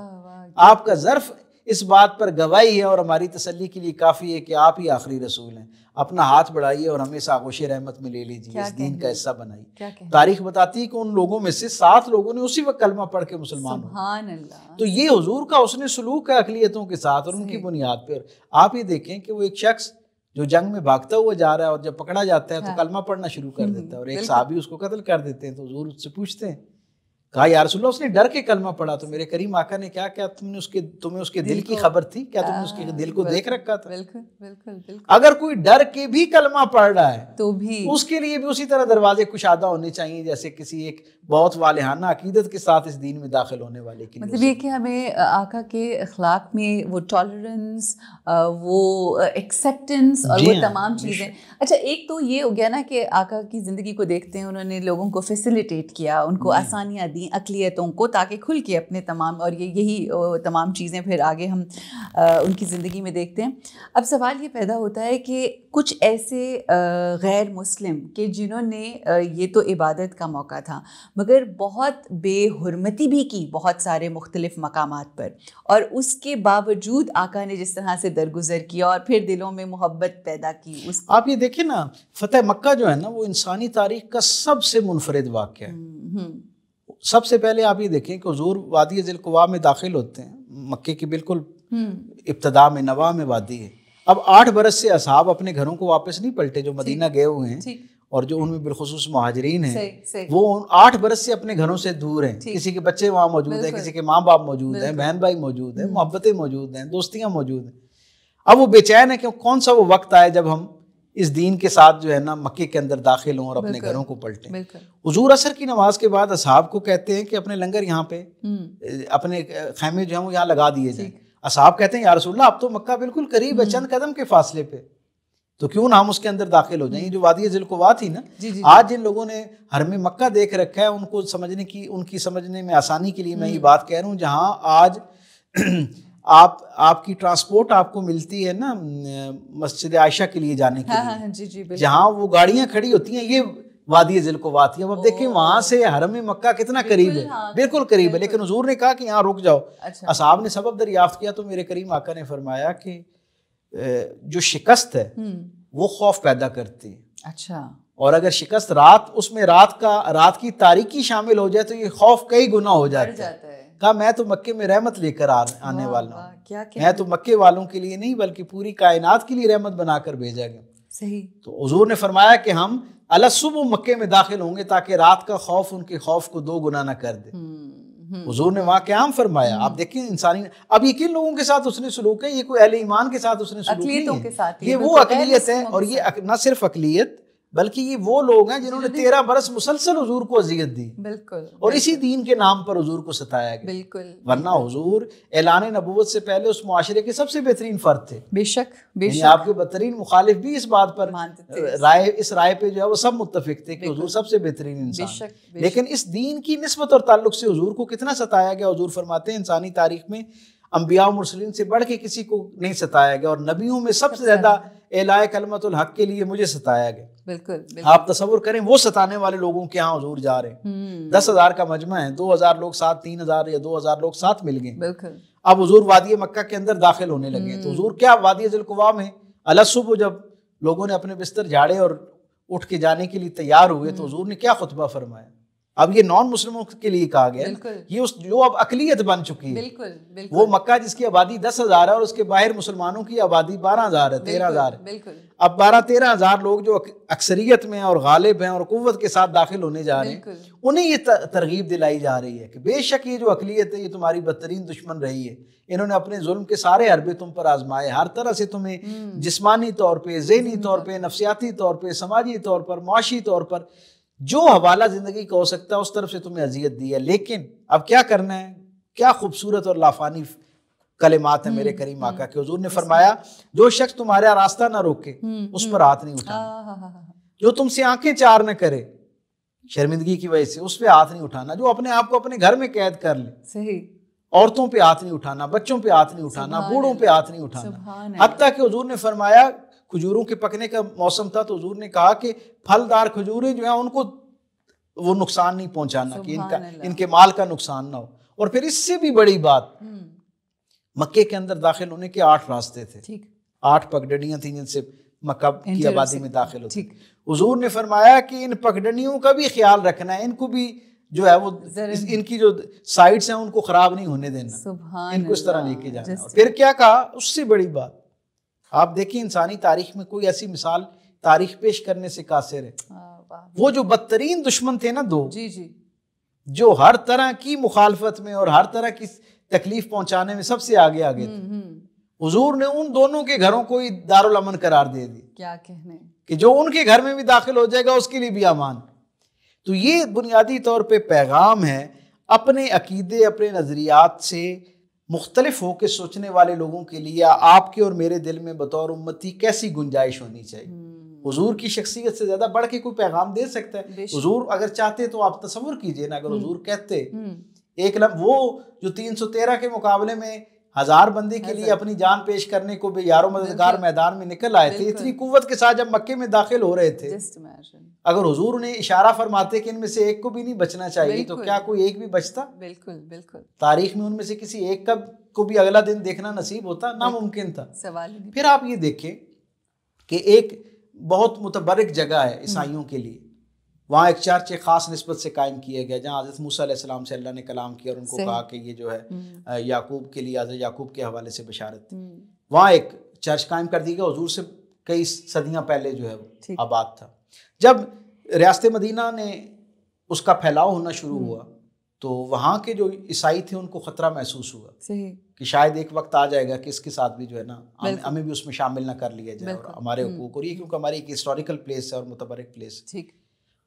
ان کا ایک وفد حضور کے پاس آتا ہے اور حضور کے ساتھ کتنی دیر مذاکرات ہوتی ہیں, جتنی دیر مغرب سے عشاء کی نماز کا وقت. آپ تصور کریں کہ اس کے لیے کتنے دن درکار ہوتے ہیں, چند یعنی 1 گھنٹہ 1.25 گھنٹہ آج کے حساب سے بھی ہے. تو تصور کیجیے کتنے مختصر وقت میں حضور نے ان سے معاملات طے کیے. اور معاملہ کیا طے کیا, وہ آج بھی وہاں پر اس چرچ کے اندر جو ہے وہ ان رائٹنگ رسول اللہ صلی اللہ علیہ وسلم کا ریٹن فارم کے اندر وہ معاہدہ موجود ہے جو حضور نے ان کے ساتھ کیا.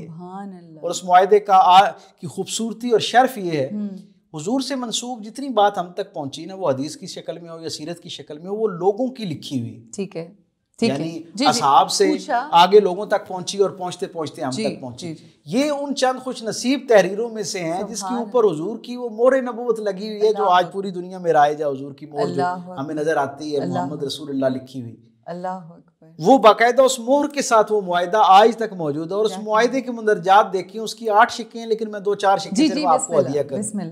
حضور نے پہلی بات تو یہ کی کہ یہ معاہدہ محمد بن عبداللہ، محمد رسول اللہ نے لکھا. یہ دیکھیں دوسروں کے رویوں کا، دوسروں کے مذاہب اور عقائد کا احترام کرنے کا درجہ. کیا کہنے، یہ ایک غالب دین کا غالب رسول جو ہے، اور غالب کامل دین کا کامل رسول، سبحان اللہ، ایک غالب ریاست کا غالب حکمران جو ہے وہ معاہدہ کر رہا ہے. لیکن کس درجے کی گنجائش ہے اقلیتوں کے لیے؟ حضور فرماتے ہیں کہ یہ محمد بن عبداللہ، اور اس خاص علاقے کا نام لے کر حضور فرماتے ہیں کہ وہاں کے جو عیسائی ہیں ان کے درمیان ہے. ٹھیک ہے. اور اس میں کیا لکھا ہے کہ ان کے جتنے، اس معاہدے کا نتیجہ یہ ہے، حاصل یہ ہے کہ جتنے ان کے مذہبی رہنما ہیں ان سب کی جان کی حفاظت جو ہے وہ ریاست کی ذمہ داری ہے. یعنی رسول اللہ صلی اللہ علیہ وسلم نے اپنی ذمہ داری لی. ٹھیک. پھر حضور نے فرمایا ان کی جتنی عبادت گاہیں ہیں ان سب کی حفاظت کی ذمہ داری جو ہے مسلمانوں کی ذمہ داری ہے، ریاست کی ذمہ داری. اسی طرح ان کے بچوں کی، ان کی عزت آبرو کی حفاظت کی رسول اللہ صلی اللہ علیہ وسلم نے ذمہ داری اپنے ذمہ لی. اور پھر یہ کہا کہ یہ معاہدہ میری طرف سے بھی ہے اور میرے آنے والے ہر امتی کے لیے. اس کو کسی ٹائم فریم کے ساتھ جو ہے فکس نہیں کیا، اور نہ اسے کسی خاص اسلامی حکومت کے ساتھ فکس کیا، بلکہ رہتی دنیا تک کے سارے مسلمانوں کی طرف سے اقلیتوں کے ساتھ ایک معاہدہ ہے گویا.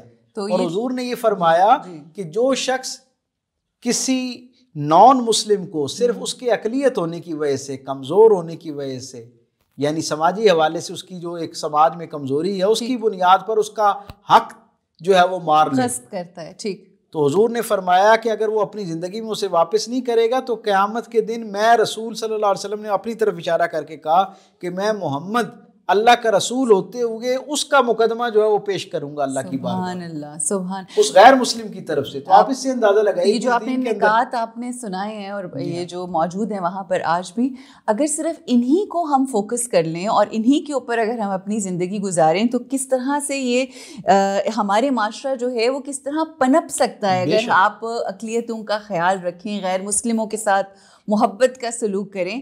تو میں آخر میں بس یہ کہنا چاہوں گی کہ جو بات آپ کہنا چاہتے ہیں اس کے ساتھ ساتھ جو پیغام ہے نا آج کے دور میں آقا کی سیرت کو جانتے ہوئے اور اس کو سمجھتے ہوئے کیا فرمائیں گے؟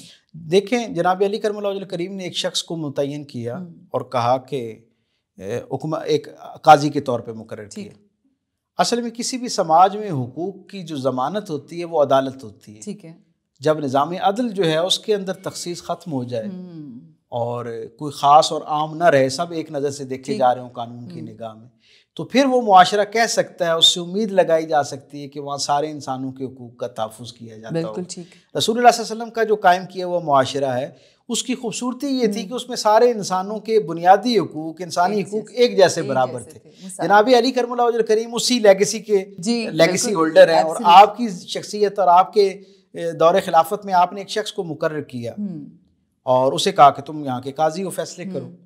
ایک دن آپ اپنا اولیہ جو ہے نا ایک عام شخص کا اولیہ بنا کے آپ بھی اس کی عدالت میں چلے گئے اور دیکھا کہ 2 کیس اس کے سامنے ایک جیسے پیش ہوتے ہیں اور دونوں میں گواہوں کی جو ہے نا اس سے طے یہ ہوتا ہے کہ فلاں شخص جو ہے وہ گلٹی ہے. ٹھیک ہے.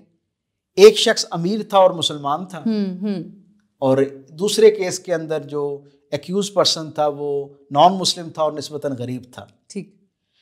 قاضی نے دونوں کو ایک جیسی سزا دی، لیکن شام کو جناب علی کرم اللہ وجہ الکریم نے اس قاضی کو طلب کیا اور اسے معزول کر دیا. مجلس میں جب اسے معزول کیا اس نے ادباً خاموشی اختیار کی، سر جھکا لیا. آپ نے کہا تم پوچھو گے نہیں میں نے تمہیں کیوں معزول کیا؟ اس نے کہا ارشاد فرمائی. اصل میں یہ وہ پیغام تھا جو آپ کے لیے اور میرے لیے اور ہمارے سارے سامعین اور ناظرین کے لیے. آپ نے جناب علی کرم اللہ وجہ الکریم نے فرمایا میں نے تم اس لیے معزول کیا، تم نے فیصلے دونوں درست کیے، لیکن وہ جو مسلمان تھا اور بااثر تھا اسے سزا دیتے وقت تم نے نرم لہجہ اختیار کیا، اور وہ جو غیر مسلم تھا اور اقلیت میں تھا اور کمزور معاشرے کا فرد تھا اسے وہی سزا سناتے وقت تم نے سخت لہجے کا استعمال کیا. تو تمہارے لہجے کی یہ جو تقسیم ہے یہ معاشرے کے اندر تقسیم کی ایک بنیاد ڈالتی ہوئی ہمیں نظر آتی ہے. کہیں اس کے ساتھ وابستہ لوگ دل میں یہ گمان کر سکتے ہیں کہ کیونکہ ہم اقلیت میں تھے اس لیے ہمارے شخص کو، ہمارے بندے کو سزا سناتے وقت بات جو قاضی تھا وہ غصے میں تھا اور جلال میں تھا، اور کیونکہ یہ معاشرے میں اس طرح متمول اور باوسائل آدمی نہیں ہے اس لیے اس کے اوپر سزا سناتے وقت جو ہے لہجہ جو ہے وہ سخت ہو گیا اور کرخت ہو گیا.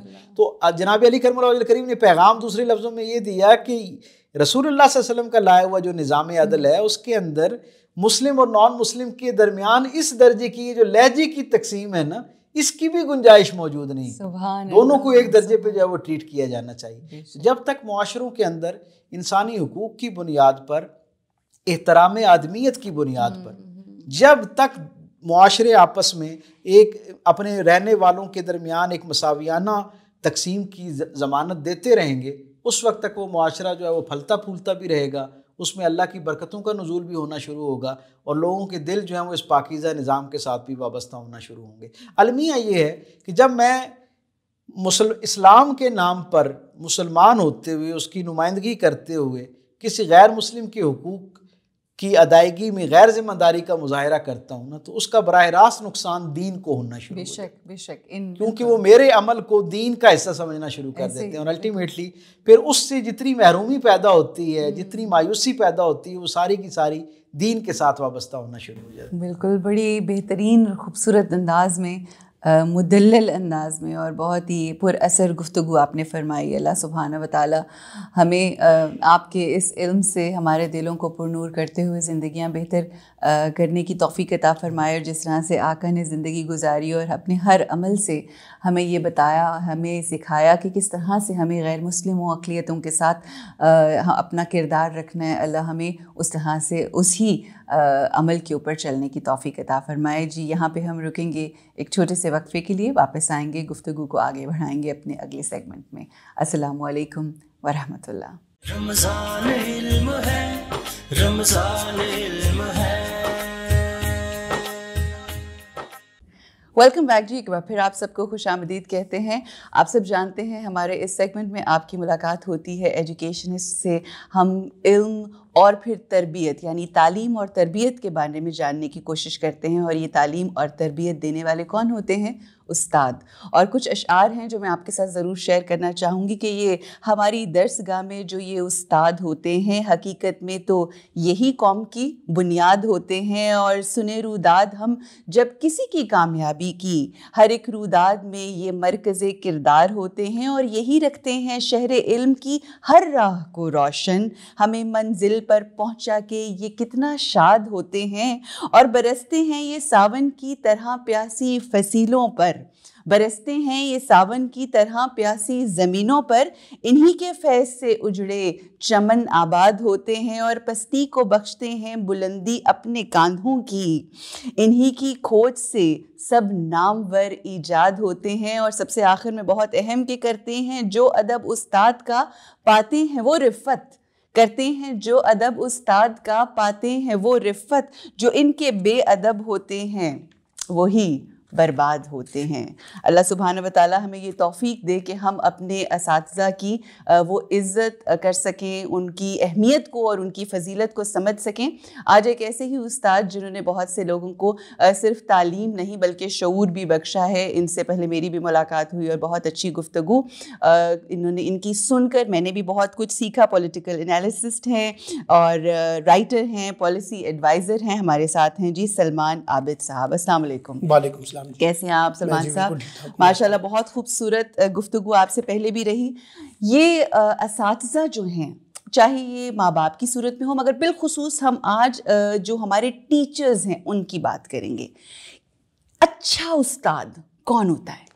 ویسے تو اچھے استاد کا جو خلاصہ ہے وہ آپ نے اپنے چند اشعار کے اندر جو ہے نا پیش کر دیا. دیکھیے معاشرے کی تعمیر اور تشکیل میں جتنا کلیدی کردار استاد کا ہوتا ہے، صحیح، اور خاص طور پہ پرائمری اسکول کے ٹیچر کا، جس نے بیس لائن بنانی ہوتی ہے، جس نے گھر کی بنیاد بنانی ہوتی ہے، جس نے بچے کو کھڑا کرنا ہوتا ہے قدم کے اوپر، وہ جو استاد ہوتا ہے وہاں سے جو سفر شروع ہوتا ہے اور وہ یونیورسٹی تک جاتا ہے. تو آپ یاد رکھیے کہ معاشرے وہی آگے جاتے ہیں جو استادوں کی رہنمائی کے اندر پرورش پاتے ہیں. بے شک. اور جو استاد جس انداز سے معاشرے کی پرورش کرتا ہے, بچوں کی پرورش کرتا ہے, اس کو دیکھیے دیکھتا کیا ہے, وہ کوئی 2+2=4 نہیں سکھاتا. بالکل نہیں. وہ آپ کے اپنے اندر ایک ایسی روشنی کو بیدار کرتا ہے جس روشنی کی بنیاد پہ آپ اپنے نئے راستے تلاش کرتے ہیں. وہ آپ کے اندر ایک ایسا پازیٹیو ایٹیٹیوڈ پیدا کرتا ہے کہ آپ چیزوں کے اندر سے اپنا راستہ نکالنے کی کوشش کرتے ہیں. وہ آپ کے اندر ایک ایسا بردباری پیدا کرتا ہے, رواداری پیدا کرتا ہے, تحمل پیدا کرتا ہے, مستقل مزاجی پیدا کرتا ہے, جو آپ کو کسی بڑے مقصد کی طرف لے کے جاتا ہے. وہ استاد جو آپ کے اندر سے تعصب کو ختم کرتا ہے, نفرت کو ختم کرتا ہے, بغض کو ختم کرتا ہے, لالچ کو ختم کرتا ہے, اور مقابلہ بازی کے رجحان کو ختم کر کے آپ کے اندر ایک صحت مند سرگرمیاں پیدا کرتا ہے. تو اس کا مطلب یہ ہوا کہ جو استاد ہے وہ معاشرے کے اندر ایک دیوار کی تعمیر نو کے اندر کلیدی کردار ادا کرتا ہے. یہ ہمارا استاد جو ہے جس کے اوپر پورا معاشرہ کھڑا ہے, اگر ہم نے اس کے اوپر توجہ نہ دی, اس کے مطلوبہ نتائج اس سے حاصل نہ کیے, اور استاد کو آج کے جدید دور کے مطابق اس کو نہ ڈھالا, تو پھر ہم اس استاد سے وہ روایتی باتیں تو سیکھ لیں گے, وہ ان کے پرانے خیالات تو سیکھ لیں گے. جو آج کی جدید دنیا کے جو نیا علم آ رہا ہے, اب آپ دیکھیے نا گلوبل دنیا کا ہے, آپ ایسے گوگل پہ جاتے ہیں تو آپ کو لاتعداد رپورٹس آ جاتی ہیں. ایسے میں استاد آپ کو بتاتا ہے کہ بچے کے اندر کیسے ہم نے ان چیزوں کو سرچ کرنا ہے, کیسے ہم نے ان چیزوں سے رہنمائی لینی ہے, کیسے ہم نے اپنے آپ کو پروپیگنڈا وار سے بچانا ہے, کیسے ہم نے اپنی بات کو دلیل کے ساتھ پیش کرنا ہے, منطق کے ساتھ پیش کرنا ہے, عقل کے ساتھ پیش کرنا ہے, اس میں جذباتیت نہ ہو. تو یہ ساری چیزیں ہمارا ایک استاد پیدا کرتا ہے. یہ آپ نے بڑی خوبصورت بات کی کہ دیکھیں ہر چیز تو اویلیبل بکس کی صورت میں بھی ہے.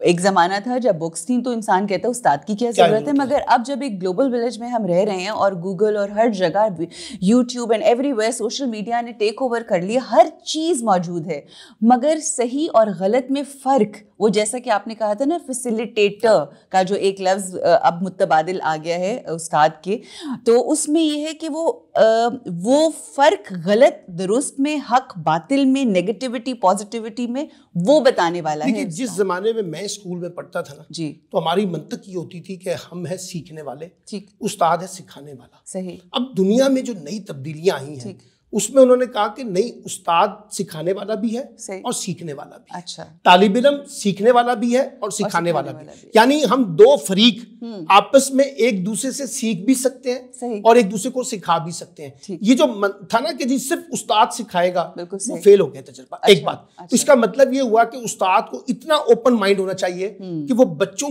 سے بھی نیا علم سیکھ سکے. مثال کے طور پہ ٹیکنالوجی کا جو علم ہے, ہمارے مقابلے میں تو بچے زیادہ ٹیکنالوجی کے اوپر دسترس سکتے ہیں نا, تو ہمیں ان سے سیکھنا چاہیے. وہ جتنے شارپ ہیں چیزوں کے بارے میں, ہمیں ان سے سیکھنا چاہیے. ان کا کانفیڈنس ان سے سیکھنا چاہیے. یہ جو استاد اپنی چیزیں بچوں پہ مسلط کرتا ہے نا, ایک تو اس سے باہر نکلنا چاہیے. ایک بات. دوسرا دیکھیے, وقت کے ساتھ ساتھ استاد اپنے آپ کو ری شیپ کرتا ہے. جیسے ہم اپنے شکل کو روزانہ کی بنیاد پہ ری شیپ کرتے ہیں, اپنے ڈریسز کو ری شیپ کرتے ہیں, اسی طریقے سے ایک اچھا استاد اپنے نالج کو بھی ری شیپ کرتا ہے. وہ نئی نئی چیزوں کو سیکھتا ہے, جو نئی چیزوں کو سیکھتا ہے کہ دنیا میں جو نیا علم آ رہا ہے اس سے میں کس طرح سے اپنے بچوں کے پاس ٹرانسفر کروں. ایک بات. پھر اچھا استاد کبھی نصابی کتابوں تک محدود نہیں رہتا, وہ ساتھ ساتھ غیر نصابی کتابوں کی طرف بھی آتا ہے. وہ کتنا ضروری ہے؟ مطلب وہ اس طرح سے ضروری ہے کہ میں ہمیشہ سے کہتا ہوں, نصابی کتاب کی مدت 1 برس ہوتی ہے. جب آپ امتحان پاس کر جاتی ہیں نا یا کر جاتے ہیں, اس کے بعد اس کی اہمیت ختم ہو جاتی ہے. آج مجھے اگر آپ بٹھا, اب تو وہ ہو گئے نا کہ وہ ٹرمز ہو گئے, اگر آج آپ مجھے میٹرک کے ایگزام میں بٹھا دیں, میں فیل ہو جاؤں گا. اچھا. اس لیے کہ میں نے میٹرک کا جو نصاب پڑھا تھا 84 میں, اب تو مجھے بھول بھال گیا. اس کا مطلب وہ نصاب کی مدت 1 برس ہے, اور جو کتاب آپ پڑھتے ہیں غیر نصابی کتابیں, وہ تا حیات آپ کو یاد رہتی ہیں. اشفاق احمد مرحوم نے ایک بڑی اچھی بات کی تھی کہ کتاب پڑھنا اہم نہیں ہے, کتاب پڑھ کے اپنے اندر اتارنا زیادہ اہم ہوتا ہے. تو اس لیے غیر نصابی کتابیں, فلسفہ ہو, سیاست ہو, سماجیات ہو, تاریخ ہو, مذہب ہو, لٹریچر ہو, ان کا مطالعہ بھی بچے کو لازمی کرنا چاہیے. لیکن یہ کرے گا کون؟ یا تو استاد کرے گا یا والدین کریں گے. اگر یہ دو لوگ نہیں توجہ دیں گے تو بچے اپنے آپ کو نصابی کتابوں تک محدود کر دیتے ہیں, اور جو غیر نصابی کتابوں کے بارے میں ان کا مطالعہ وسیع ہونا چاہیے وہ نہیں ہو پاتا. اور بہت ہی اہم جو پوائنٹ ہے اس کی طرف آپ نے توجہ دلائی کہ جو غیر نصابی کتابیں ہیں ان کے اوپر ہمیں بہت زیادہ. اچھا میرا سوال یہ ہے کہ جو غیر نصابی کتابوں کے اوپر تو توجہ دلائی جاتی ہے اور جانی چاہیے, مگر جو ہماری نصاب کی کتابیں ہیں اس میں وہ ہم فارمولاز اور وہ تمام چیزیں کیوں ڈالی جاتی ہیں جو ہماری بچوں کی آنے والی زندگی میں کسی اہمیت کی, مطلب الجبرا جو ہے یا وہ جیومیٹری اور وہ تمام چیزیں وہ چند ایک بچوں کو تو آئیں گی ان کی زندگی میں, مگر بہت سی ایسی ہم چیزیں پڑھتے ہیں جو ہمارے کسی یوز میں نہیں آتی, اس کو نہیں تھوڑا سا. دیکھیے یہ بات بڑی امپورٹنٹ ہے. اب علم کی بنیاد 5 پرنسپلز ہیں. Number 1 information, number 2 knowledge, number 3 چیزوں کو کرٹیکلی دیکھنا, نمبر 4 چیزوں کو ایویلویٹ کرنا, اور نمبر 5 چیزوں کا اسسمنٹ کرنا. اچھا اب آپ یہ بیسک پرنسپل سکھا دیں, بچے اپنا راستہ خود نکال لیں گے. اب ہم کر کیا رہے ہیں, ہم وہ پرانی خیالات, پرانی سوچ, پرانے فارمولے, یعنی نصابی کتابوں میں کئی دہائیوں تک تبدیلیاں نہیں ہوتی. اچھا آپ آج دیکھیے جیسے آج پاکستانی سوسائٹی ہے وہ جس انداز سے آپریٹ ہو رہی ہے, آپ کو نصابی کتابوں میں اس کی ریفلیکشن نظر نہیں آئے گی. بچوں کو لگتا یہ ہے کہ جیسے ہماری نصابی کتابیں کوئی اور دنیا کی باتیں کرتی ہیں اور جو پریکٹیکل دنیا ہم بھگت رہے ہیں یا چلا رہے ہیں وہ ایک اور ہے. تو یہ جو گیپ آپ بتا رہی ہیں, اس گیپ کو فل کرنے کا طریقہ یہ ہے. دیکھیے ایک زمانہ تھا جب آپ 5 سال بعد 10 سال بعد ٹیکسٹ کی بکوں کو ریویو کرتے تھے, اس وقت نالج کا سفر بہت سلو تھا. آج جس طرح سے نالج کا سفر بہت سپیڈ میں 5واں گیئر لگا کے چل رہا ہے, اس کا مطلب ہے سالانہ بنیادوں پر آپ کو اپنے نصاب کو ریوزٹ کرنا ہے. اچھا استاد کو نصابی کتابوں کے ساتھ ساتھ غیر نصابی کتابوں کا بھی ایک سپلیمنٹری مٹیریل ملنا چاہیے تاکہ وہ اس کے ساتھ اکاموڈیٹ کر سکے, اس کو ایک جوڑ سکے. اب ہمارے یہاں وہ ہو نہیں رہا. اب آپ دیکھیے ٹیچرز کی ٹریننگ جو ہے آج بھی ہم انہی پر فرسودہ خیالات کے ساتھ کر رہے ہیں جیسے ہم 80s کی دہائی میں کرتے تھے. ٹیچرز کی ٹریننگ ایکچولی ہوتی ہے جو سرکاری سکولز ہیں, جو پرائیویٹ سیکٹر ہیں ان کے اندر مینڈیٹری ہوتی ہے, لیکن ٹریننگ کے جو طریقہ کار ہیں وہ پرانے ہیں. آپ نئے طریقے سے, مثال کے طور پہ میں آپ کو بتاتا ہوں, بچوں کو اب میوزک کے ذریعے سکھایا جا رہا ہے. صحیح, ورلڈ وائڈ. اب گرامر سکول میں جائیں, لکاس میں جائیں, تو آپ کو لگے گا بچوں کو کھیل میں میوزک کے اندر بچوں کو سکھایا جا رہا ہے. پریکٹیکلی باہر لے جاتے ہیں, گارڈنز میں لے جاتے ہیں. اب بچوں کو لیکچرز کے سے زیادہ آدھا لیکچر آدھا پریکٹیکل ورک اس میں ڈال دیا جاتا ہے. اچھا اب یہ طریقے ہمیں سیکھنے پڑیں گے نا کہ کیسے بچوں کو ایک ماڈرنائزیشن کے ذریعے سکھایا جائے. پھر یہ بھی آپ کو دیکھنا پڑے گا کہ ہماری مارکیٹ جو ہے اس کی ضرورت کیا ہے, ہمیں کتنے لوگ کس شعبے کے چاہیے. مثال کے طور پہ آج ہم طے کرتے ہیں کہ جی بہت زیادہ کمپیوٹر کا دور ہے, ہم کمپیوٹر کے بچے پیدا کرنا شروع کر دیتے ہیں, 10 سال بعد پتہ چلتا ہے کمپیوٹر کا دور ہی نہیں آیا, کوئی اور نئی چیز آ گئی ہے. تو اس کا مطلب یہ ہوا کہ ہمیں مارکیٹ کے ساتھ اپنے آپ کو جوڑنا ہے, الائن کر کے چلنا ہے. تعلیمی اداروں کا انڈسٹری کے ساتھ لنکیجز جوڑنے چاہیے. اچھا بچوں کے اندر انٹرپرینور ایٹیٹیوڈ پیدا کریں کہ بچے خود سے چیزوں کو جنریٹ کریں, اپنی اکنامکس کو جنریٹ کریں, سافٹ سکلز کو اسٹیبلش کریں. لیکن یہ اس وقت ہوگا جب استاد جو ہے نا وہ ایکوریٹ ہوگا. استاد جتنا اپڈیٹڈ ہوگا نا, جی دیکھیں نا, میرے پاس اگر نالج ہے تو میں تو فرفر بولوں گا, اگر میرے پاس نالج نہیں ہے تو میں زیادہ فرفر نہیں بول سکوں گا. تو جتنا استاد اپنے آپ کو اسلحے سے لیس کرے گا, اسلحے سے مراد نالج سے, انفارمیشن سے, تو وہ اتنا ہی زیادہ نیچے ٹرانسلیٹ کرے گا. اچھا پھر میں نے دیکھا ہے, آپ اندازہ لگائیے کہ بہت سے ٹیچرز جو ہیں وہ ٹیچرز تو ہیں ٹھیک, لیکن اچھے کمیونیکیٹر نہیں. جی میں تو یہ سوال میرا نیکسٹ تھا کہ کمیونیکیٹر بھی نہیں ہے, وہ ایکسپلین اس طرح سے نہیں کر پاتے, تو بچوں کی کمیونیکیشن سکلز کیسے بہتر ہوں گی؟ دس از سو امپورٹنٹ. اب آپ یہ دیکھیے اتنا امپورٹنٹ سوال ہے. ہمارے پاس بچے آتے ہیں انٹرویوز کے لیے, ماسٹرز لیول کے, M S C M Phil level کے, وہ ان کو بولنا نہیں آتا.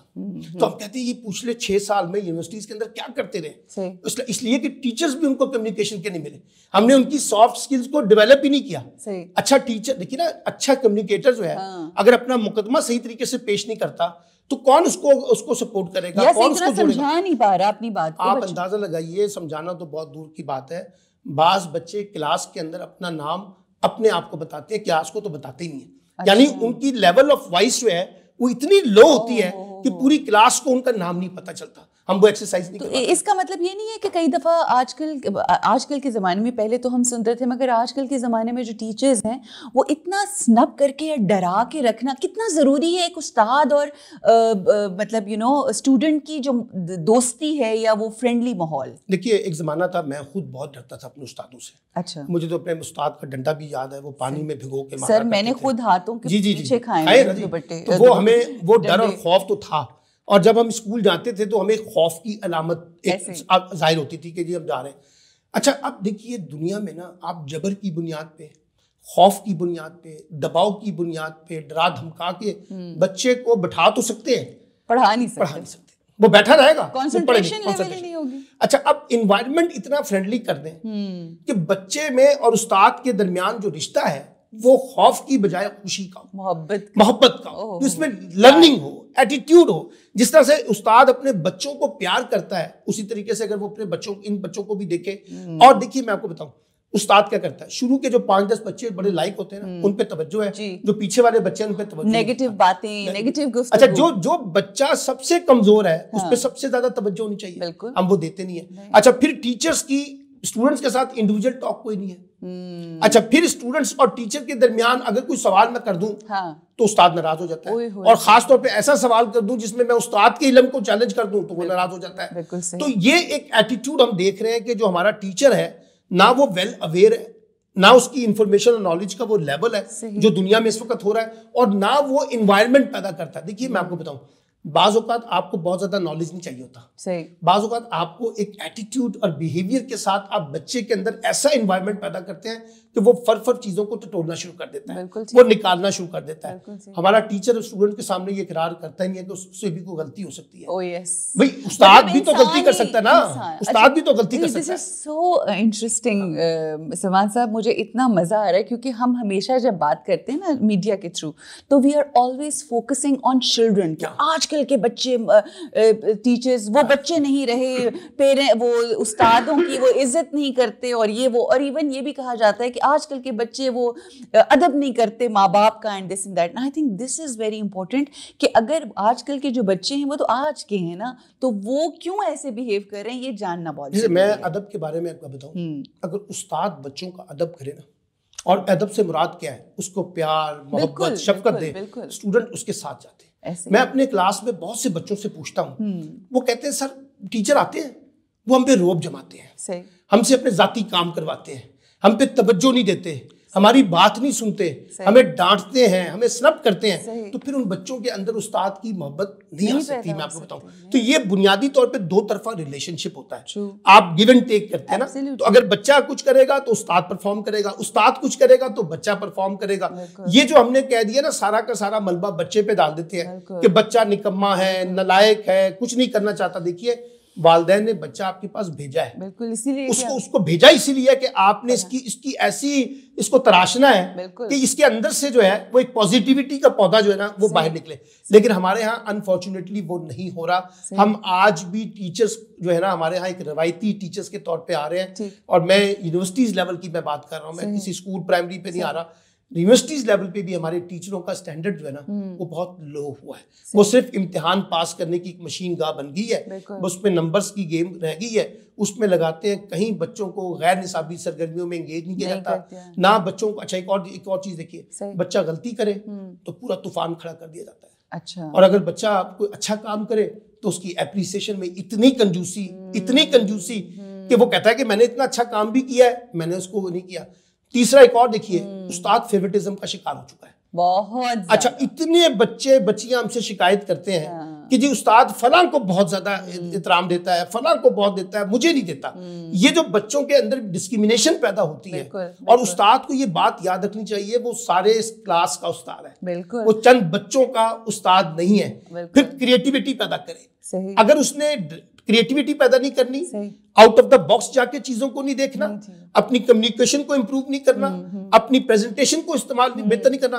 اگر استاد اچھا ڈریس پہن کے نہ آئے, اگر اچھا استاد جو ہے وہ داڑھی وغیرہ تراش کر کے نہ آئے, اور وہ اس طرح سے آئے جیسے ڈل, صفائی ستھرائی. اچھا دیکھیے ڈل, بعض ٹیچرز کو تو میں آپ کو یقین کریں دیکھ کے اندازہ ہوتا ہے کہ ان کی کوئی سائیکولوجیکل ٹریننگ کی ضرورت ہے. یعنی وہ اتنے ڈل لگتے ہیں کہ مجھے لگتا نہیں ہے کہ وہ بچوں کے اندر گرم جوشی کیسا پیدا کریں گے, بچوں کے اندر شوق کیسا پیدا کریں گے.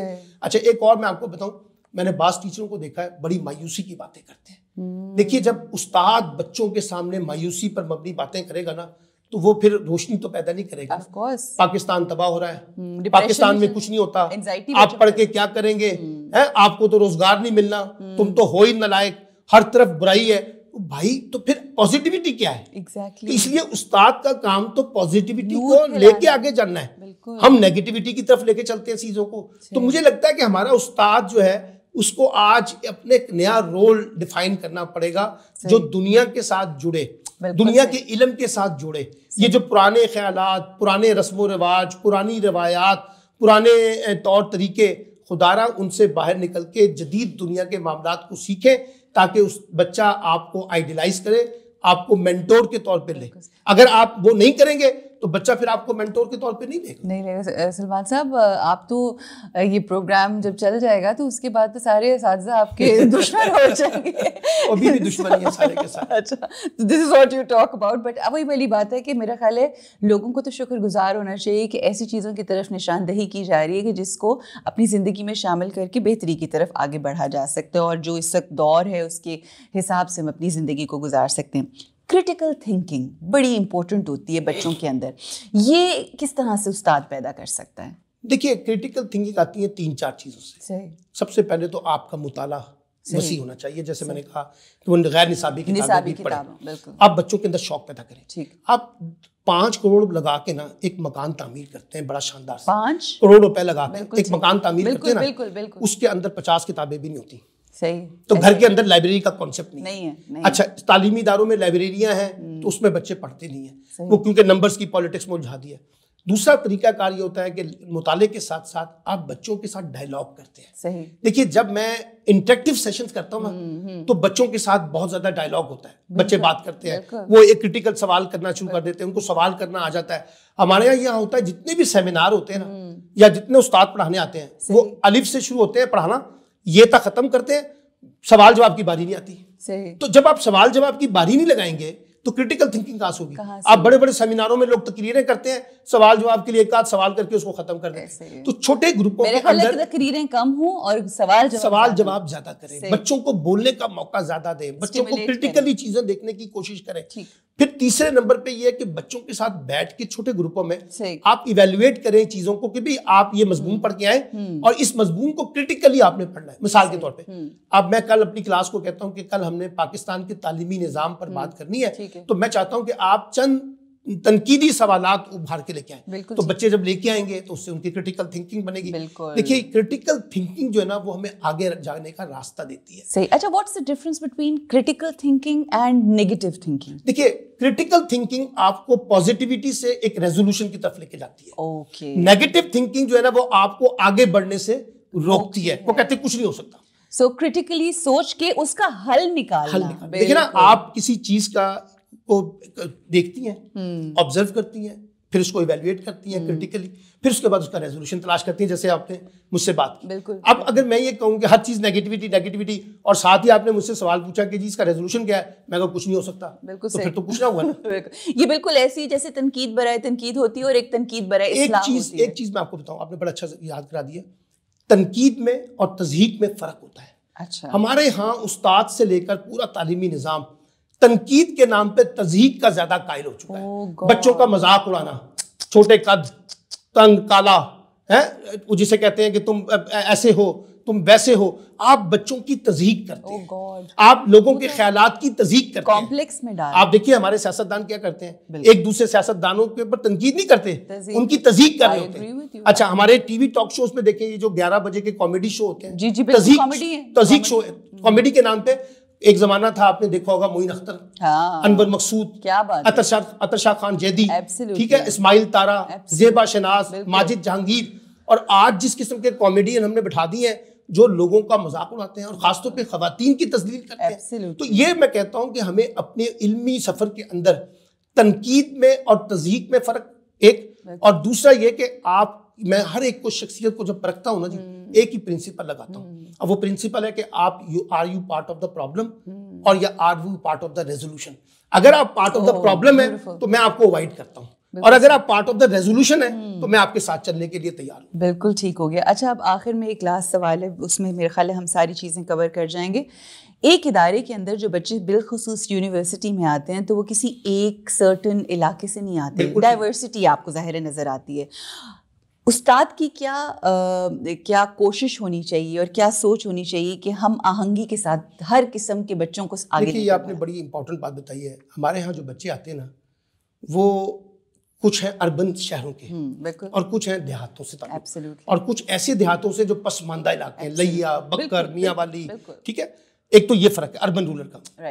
دوسرا فرق ہے پیسے کا اور نان پیسے کا, یعنی امیر بچے بھی ہیں اور غریب بچے بھی ہیں. پھر اس میں آپ دیکھیے کوئی پنجابی ہے, کوئی سندھی ہے, کوئی بلوچی ہے, کوئی سرائکی ہے, کوئی دوسرا اردو اسپیکنگ ہے. ایک فرق یہ ہے.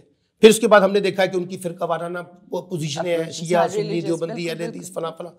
ان تمام خیالات کے اندر رہتے ہوئے آپ بچوں کے اندر اگر استاد ان تمام چیزوں کو گلدستہ بنا کر پیش نہیں کرے گا, وہ جان ایلیا کا ایک مشہور شاعر جو ہے ہمارے کراچی کے, ان کا ایک بڑا مشہور جملہ ہے, آؤ اختلافات پر اتفاق کر لیں.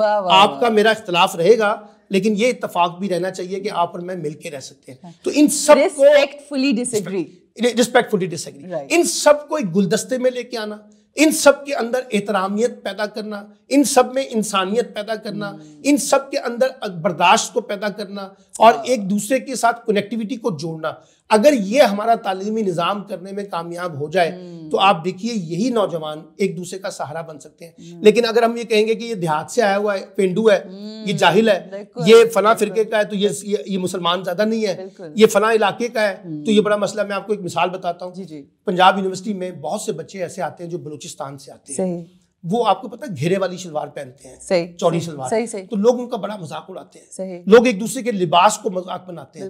تو جب آپ اس طرح کی چیزیں کرتے ہیں تو پھر ان کے اندر نفرت آئے گی, تعصب آئے گا, غصہ آئے گا, پھر اس کے اندر بے چینی پیدا ہوگی, پھر وہ آپ کے سامنے مار کٹائی پہ آ جائیں گے. تو میں یہ سمجھتا ہوں کہ استاد کا ایک بڑا اہم کام یہ ہے کہ وہ جو ڈائیورسٹی کا پرنسپل ہے, دیکھیے پاکستان میں ہر طبقے کا لوگ رہتے ہیں, یہاں صرف مسلمان نہیں رہتے, یہاں اقلیتیں بھی ہیں, یہاں ایک فرقہ نہیں رہتا, کئی فرقے ہیں. یہاں امیر غریب بھی ہے, شہری بھی ہے, دیہی بھی ہیں, پڑھے لکھے بھی ہیں, نان پڑھے لکھے بھی ہیں. ان سب کے اندر چیزوں کو جوڑنا اور ان سب کو ایک بات پہ قائل کرنا. ایک تو یہ کہ ہمیں مل کے رہنا ہے اور ایک دوسرے کا احترام کرنا ہے, چاہے ہمارے نقطۂ نظر جو ہیں ایک دوسرے سے مختلف کیوں نہ ہو. اگر ہمارا تعلیمی نظام اس ڈائیورسٹی کو قبول کر لے تو یہ جو پاکستان میں بہت سے مسائل ہمیں نفرت میں اور تعصب میں نظر آتے ہیں, ان کا خاتمہ کیا جا سکتا. جزاک اللہ سلمان صاحب, بہت بہت شکریہ. اتنی خوبصورت گفتگو آپ نے کی, اور میں آپ سے گفتگو کر کے یہ بات سمجھنے کی کوشش کر رہی تھی کہ آپ کس قدر درد رکھتے ہیں اپنے اسٹوڈنٹس کے لیے اور کس قدر درد رکھتے ہیں اس تعلیمی نظام کے لیے, کیونکہ جو اندر ہوتا ہے اس نظام کے اندر وہی سمجھ سکتا ہے کہ اس کے اندر کیا مشکلات ہیں اور کون کون سے مسائل کا شکار ہے.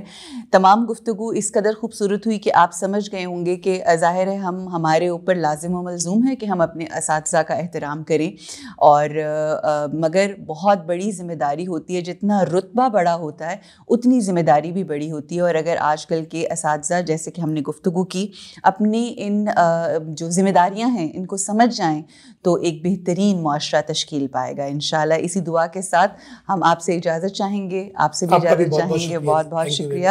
السلام علیکم ورحمۃ اللہ وبرکاتہ. رمضان علم ہے, رمضان علم ہے.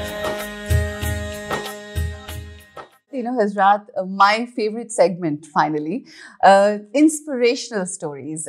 اس سیگمنٹ میں ہم آپ کی ملاقات کروائیں گے ایسے لوگوں سے جو انٹرپرینیور ہیں یا بہت انسپریشنل کام کیا ہے انہوں نے کسی بھی فیلڈ کے اندر, لوگوں کے لیے موٹیویشن کا باعث ہیں اور مختلف طریقے سے موٹیویٹ کرتے ہیں لوگوں کو.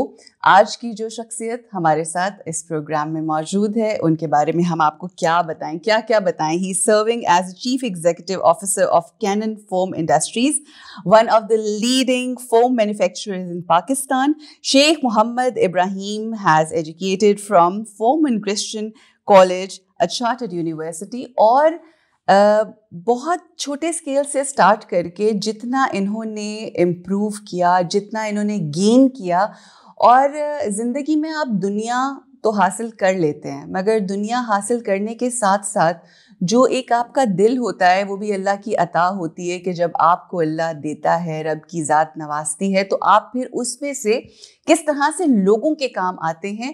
میں جب ان کے بارے میں دیکھ رہی تھی, جان رہی تھی, ریسرچ کر رہی تھی, تو یہ مجھے بہت انسپائر کیا. ہمارے ساتھ ہیں شیخ ابراہیم. السلام علیکم. وعلیکم السلام. کیسے ہیں آپ شیخ صاحب؟ شکریہ. ٹھیک ٹھاک ہیں. بہت.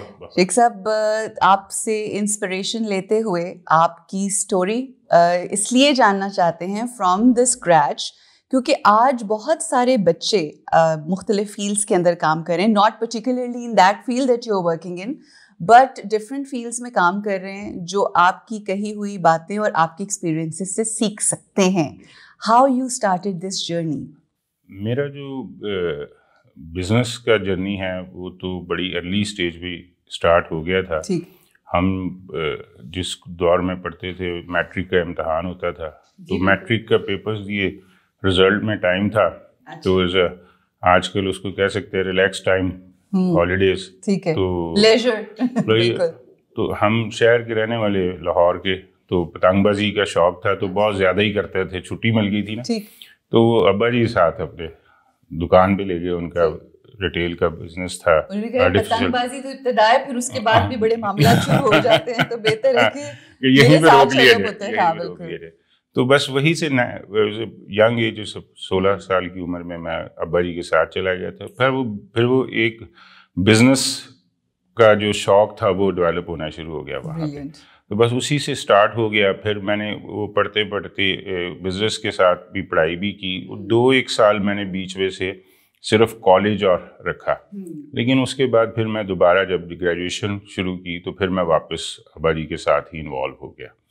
تو بس یہی سمجھ لیں کہ تبھی سے بزنس کرتے آ رہے تھے. تو والد صاحب کا جو بزنس تھا وہ وہ یہ نہیں تھا. والد صاحب آرٹیفیشل لیدر کے امپورٹر تھے, بیسیکلی باہر سے اور پاکستان سے لے کے بیچتے تھے. تو 95 میرے والد صاحب اور ان کے بھائی آپس میں پارٹنر تھے, تو 95 میں ان کی پارٹنرشپ ڈیزالو ہو گئی. دین آئی اسٹارٹ 97-98 میں ہم نے یہ اپنا بزنس شروع کیا. I am with my younger brother شیخ اسماعیل صاحب, اور وہ انہوں نے ماسٹرز کیا تھا. ہم دونوں پھر اکٹھے مل کے یہ بزنس شروع کیا. اور جیسے آپ نے کہا کہ بہت چھوٹے پیمانے پہ یہ ایکچولی ابا کے بھائیوں کے ساتھ مل کے پارٹنرشپ میں فیکٹری لگی تھی, لیکن یہ بند ہو گئی, چلائی نہیں. یہ آدھی لگی آدھی بند والی تھی. تو پھر یہ ہمارے پاس آ گئی, ہم نے اسٹارٹ کیا. لانگ سٹوری, کیسے کیا کیا مشکلات کیا اس میں ہیں, ایون کہ مارکیٹ, معاشرہ, لوگ. اور میں اس ساری سٹوری کا ایک آپ کو لب الباب بتاؤں کہ جتنا آپ کو کسی کو بھی لوگوں کو ہرڈلز آتی ہیں تو ان کو چیلنج بنا لینا چاہیے. جب کوئی آپ کو تنگ کرتا ہے تو اس کو چیلنج. کیا بات ہے, بڑی. اس کے اوپر تو ڈیٹیل میں ہم بات کریں گے, مگر کمنگ ٹو دا فیکٹری, آپ نے کہا کہ آپ کو ملی ٹوٹی پھوٹی جیسی بھی. ایک نارمل جو ویو پوائنٹ ہوتا ہے نا انسان کا, وہ ٹوٹے پھوٹے کھلونوں کو پسند نہیں کرتا. نہیں, اس کو ٹوٹی پھوٹی ہم نہیں کہہ سکتے, سٹارٹ ہی نہیں ہوئی. اچھا, سٹارٹ نہیں ہوا, مگر لوگوں کی کوشش ہوتی ہے کہ وہ آپ ہی نے بنائے. Why foam, why Canon, why this industry? ہاں, میں آپ کو بتاتا ہوں, یہ بھی ایک چیلنج ہی ہو گیا تھا. ہم شاید فوم کا کام نہ کرتے, ہمیں کوئی انڈسٹری کا تجربہ بھی نہیں تھا. میرے ابا نے کبھی انڈسٹری چلائی نہیں تھی. یہ میرے تایا اور ابا مل کے لگا رہے تھے. تایا علیحدہ ہو گئے. وہ میں نے آپ کو کہا نا, لوگوں کی باتیں چیلنج بنا لیتے ہیں. تو کسی نے کہا میرے ابا سے, میں اب نام نہیں کوٹ کرتا, کہ آپ اور آپ یاسین صاحب, آپ اور آپ کے بچوں نے تو کبھی چلائی نہیں, تو یہ کیسے چلائیں گے؟ بالکل ٹھیک. کوئی ایکسپیرینس ہی نہیں. ہم کوئی انڈسٹریلسٹ تھوڑی تھے. ابھی میری اس وقت عمر 20 سال تھی, بھائی کی عمر میرے سے بھی چھوٹا تھا, یا میں 21 سال کا تھا تو وہ سمجھے اس سے بھی چھوٹا تھا. تو یہ 20-25 سال پہلے کا سفر ہے. تو 25 سال 22 سال جو ہم نے گزارے ہیں, تو اس وقت ہم خود اتنے بڑے نہیں تھے, چھوٹے چھوٹے تھے. آپ یہ دیکھیے کہ اس وقت لوگوں کے جو الفاظ تھے اور جو معاشرہ تھا, اس نے, ہم تو ایک دور یہ بھی آ گیا تھا کہ اتنے فیڈ اپ ہو گئے تھے کہ ہم سمجھتے تھے ہم سے چلنی نہیں ہے. بالکل ایسے. ٹھیک ہے, ایسا وقت بھی آ گیا, کیونکہ لوگوں نے اتنی مشکلات ڈال دی تھی کہ چیزیں بہت زیادہ تنگ ہوتی چلی جا رہی تھی.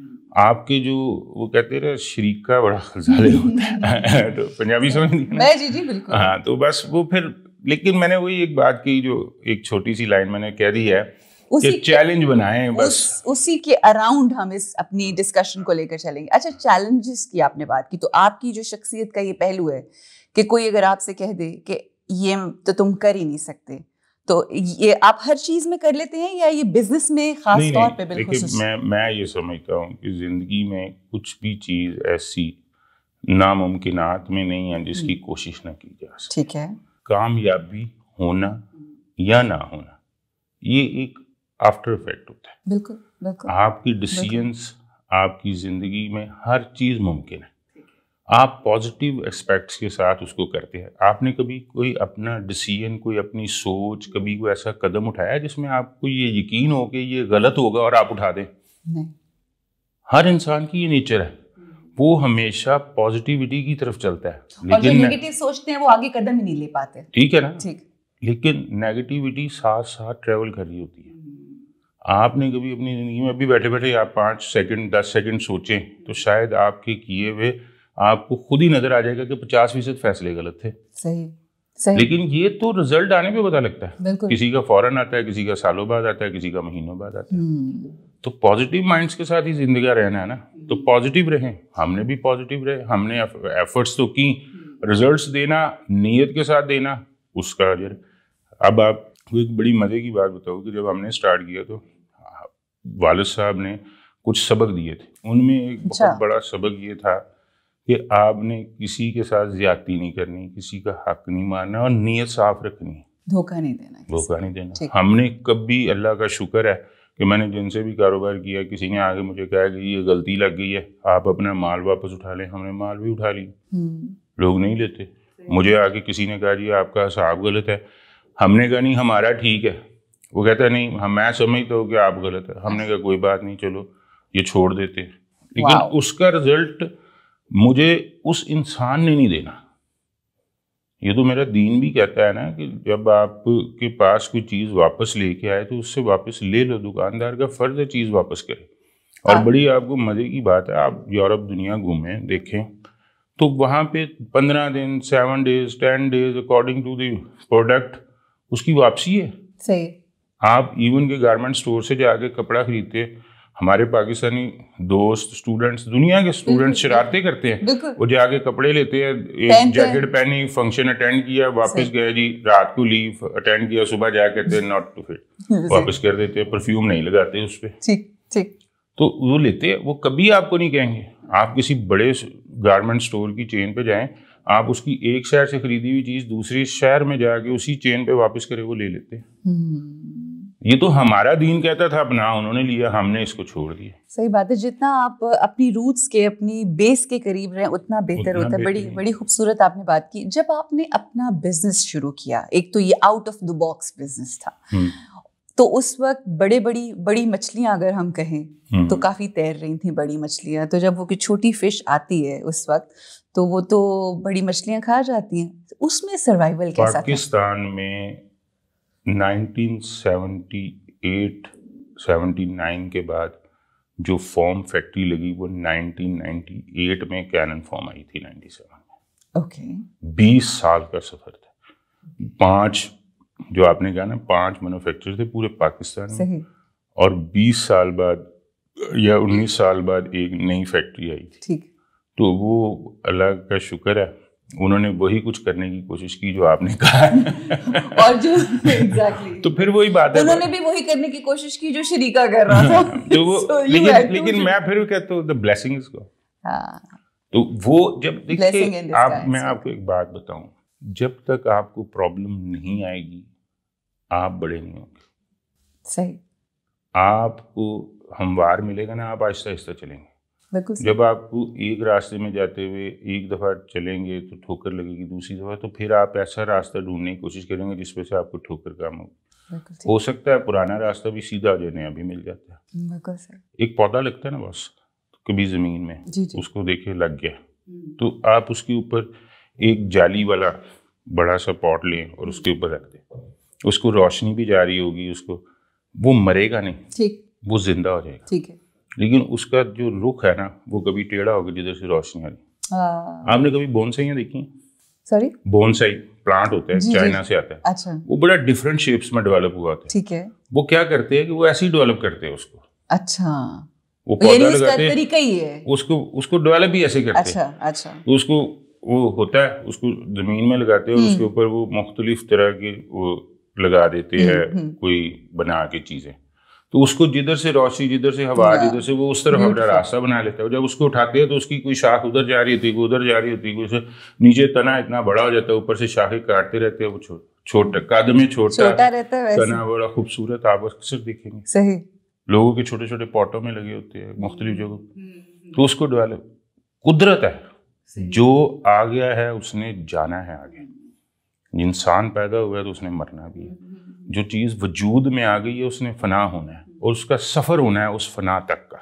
बिल्कुल सही। तो ये अब अल्लाह ने मौका देना है, कैसे जाना है ये रास्ते उसने डिटरमिन किए हमें। आजकल की हम जब यूथ देखते हैं ना तो ज़ाहिर है you are an inspiration for the youth and all those people who are starting their business and all. आजकल की यूथ बड़ी जल्दी हौसला हार जाती है, बड़ी जल्दी मायूस हो जाती है।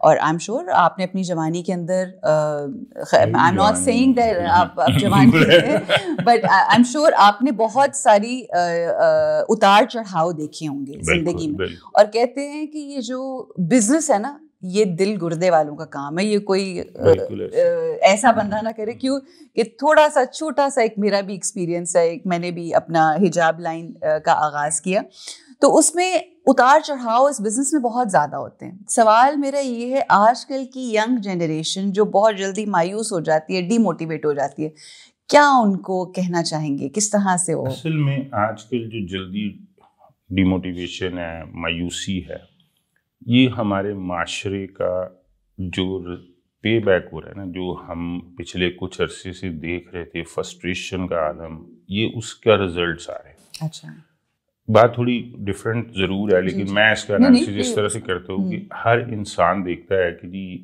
ये शख्स ने क्या किया और इसको क्या रिजल्ट मिला। जैसे अभी कुछ अरसे से ये मैं इसको एक जस्ट मिसाल के तौर पे इस्तेमाल करता हूँ क्योंकि ये मुझे नहीं पता इसकी हकीकत क्या है, लेकिन मिसाल हम कहते हैं जी ये शख्स बेईमान था, ये भी बेईमान था, ये भी बेईमान। हमने कैटेगराइज कर दिए कुछ पिछले 7-8 सालों में कुछ लोगों। ठीक। अच्छा, उसको बहुत ज़्यादा पब्लिश किया, मीडिया ने, लोगों ने, पॉलिटिशियंस ने, हर जगह उसको उछाला। अच्छा, लोग, एक आम आदमी जो होता है जिसके पास एक मोटरसाइकिल के वसाइल है, या मैं कहता हूँ कि गाड़ी वाले के भी वसाइल है, वो भी ये सोचता है कि यार इसे गलत राह चुनी, क्योंकि हम उसको डिस्क्राइब गलत कर रहे हैं ना। बिल्कुल सही है। उसके पीछे की उसकी एफर्ट्स अगर सही भी हैं तो वो हमने उसको गलत क्या क्या वो ख़त्म कर दी। बिल्कुल सही। लोगों का दिमाग डेवलप हो गया है कि यार हम पागल हैं कि हम इतनी मेहनत कर रहे हैं, ये शॉर्टकट से कितना पैसा कमा के लेगी। और वो इतनी बड़ी बड़ी वैल्यूज दे देते हैं कि वो इंसानों की नस्लों पे मुहित होती हैं। बड़े बड़े इंडस्ट्रियलिस्ट की नस्लों पे मुहित हैं वो वैल्यूज जो वहाँ आ रही होती। अच्छा, उनमें कितनी सच्चाई है, कितनी हकीकत है, ये किसी को नहीं पता। बिल्कुल दुरुस्त फरमाया आपने। अब वो क्या कहते हैं, पंजाबी की मिसाल है कि सीधा मुंह लाल हुए थे अपना मुंह चिपड़ना मार के लाके। बिल्कुल यही हो रहा है आज, यही हो रहा है। अच्छा, जब वो हासिल नहीं होता, एक तरफ वो देख रहा था रात को टीवी पे जाके, दूसरी तरफ वो अपनी एफर्ट्स को देख रहा होता है, वो फिर ग्रेजुएट है, कोई मास्टर्स किया हुआ है, किसी ने कुछ किया हुआ है, वो परेशान होता है, वो फिर मायूस होता है, फिर वो दूसरी राह होता है। मैं अनफॉर्चुनेटली मैं आपको बड़ी मज़े की बात बताऊँ कि ये पिछले कुछ सालों, 1-1.5 साल में, कोविड के बाद ख़ास तौर पे हमें कभी लोग नहीं पहले इससे कहते थे कि जी हमारा भाई है, इसको नौकरी दिलवा दें या इसको नौकर रख लें। डेली 4-5-3 लोग ऐसे हैं जिनके लिए कॉल आ रही है या CV आता है कि जी इसको कहीं नौकर रख दें। और अच्छे पढ़े लिखे लोग, मास्टर्स, ग्रेजुएट्स, इवन के ऐसे लोग भी आए जो कहते थे कि हम 1.5 लाख रुपए तनख्वाह ले रहे थे, आप मेरा किचन 80,000 रुपए का है, जस्ट इमेजिन, तो आप मुझे 80,000 ही दे दें, ये मेरे बच्चों की फीस इतनी। मतलब ऐसे भी लोग आए जो कहते जी कि चले हम पार्ट टाइम से किचन चला लेंगे, मेरे बच्चों की इतनी फीस है, आप छोड़ दे, आप मेरे बच्चों की फीस के लिए मुझे नौकर रख लें। सही। तो ये चीज़ें, हालात, ये पॉलिसी लोगों को, ये इस वक्त मायूसी जो ज़्यादा है ना, वो हमारी जो सराउंड्स है उसकी वजह से भी है। कुछ इसमें हमारे मीडिया का भी बड़ा अहम किरदार है। बहुत نیگیٹو رول ہے. میں اس کو بریلینٹلی کہتا ہوں, میں اس کو بڑا بریلینٹلی کہتا ہوں. دیکھیں جس ملک کے نیشنل ٹیلی ویژن کے اوپر آپ کے پولیٹیشینز بیٹھ کے ایک دوسرے کے اوپر پانی اور ایک دوسرے کو ہتک کر رہے ہوں گے, وہاں سے آپ کیا ایکسپیکٹ کر رہے ہیں؟ جی اصل میں میم بات پھر وہی ہے کہ ہم اتنا لوگوں کو مایوسی کی طرف اس طرح سے بھی لے کے جا رہے ہیں کہ ہم ان کو پازیٹیوٹی دکھا ہی نہیں رہے کچھ بھی. بالکل ایسا ہی ہے. اچھا پازیٹیوٹی کچھ ویسے بھی کم ہو گئی ہے. اب آپ دیکھیں کہ لوگ کہتے ہیں انگلینڈ میں, ہم یہاں کووڈ کو بہت زیادہ, انگلینڈ میں کووڈ ایس او پیز ہی ختم ہو گئے ہیں. ٹھیک ہے, اس کی وجہ انہوں نے رفائی اسٹیٹ ہونے کے باوجود اتنا پیسہ لوگوں کو دے دیا کہ لوگ اب کام بھی نہیں آ رہے. لوگوں کے پاس اتنا زیادہ پیسہ ہے, وہ ان کی ضروریات سے زیادہ ہو گیا, وہ اب کام ہی نہیں کر رہے. انہوں نے کہا جی اگر ہم اتنا ہی ان کو اور دیتے رہے ملک دیوالیہ ہو جائے. بالکل ایسا ہی ہے, بالکل. اچھا بڑی آپ نے خوبصورت یہ بات کی کہ انسان کو جو ہے موٹیویٹ کرنا چاہیے لوگوں کو, and I am sure your story is very motivational. Now coming to a different aspect of your life, یہ بھی ایک انسپائرنگ ایسپیکٹ ہے کہ جیسا کہ میں نے کہا میرے لیے آپ نے ترقی کی اپنے کام میں, پروگریس کی, اتنی بڑی 5 بگ فشز کے ساتھ ایک چھوٹی آئی اور پھر وہ ہر طرف چھا گئی کینن فوم کے نام سے. اب میرے خیال فرنیچرز بھی ہیں and all that stuff, everything is happening. My question is اس کے ساتھ ساتھ دنیاوی پیسہ پہلے ہوتا ہے کہ پیسہ نہیں ہوتا, آپ اپنی جدوجہد شروع کرتے ہیں, کام شروع کرتے ہیں, پیسہ کماتے ہیں. جب پیسہ آپ کے پاس آ جاتا ہے پھر آپ کا دل چاہتا ہے آپ لوگوں کے ساتھ بانٹیں. And this is what we see in your profile that you do a lot of charity. آپ نے ایک اسکول بھی بچوں کے لیے بنوایا ہوا ہے اور وہ سارا. تو یہ مومنٹ کب آتا ہے؟ کیا یہ بچپن سے ارادہ تھا یا یہ اس پروسیس میں جب آپ نے اچیو اتنا کر لیا اس کے بعد ایسا آپ نے سوچا؟ یہ بلیسنگ والی بات ہی ہے کہ my father is a real inspiration for me. ہاں جی. وہ فوت ہوئے ان کو کووڈ کے پہلے اسپیل میں. ہی واز آن ڈائلسس اور ہارٹ اٹیک بائی پاس اور سوری ٹو ہیئر دیٹ. تو وہ جب ہم نے اپنی زندگی کی شروعات کی تھی, میں نے آپ کو کہا تھا انہوں نے 1-2 چیزیں بتائی تھی. انہوں نے اسی وقت ہمیں ڈیفائن کرایا تھا کہ جب آپ بزنس کرتے ہو نا تو زکوٰۃ آپ پہ فرض ہے, ٹھیک ہے, خیرات آپ کا جذبہ ہے, لیکن کچھ ایسی چیزیں ہیں جو آپ کے جذبے اور فرض سے علاوہ بھی آپ کو کرنی چاہیے. اچھا.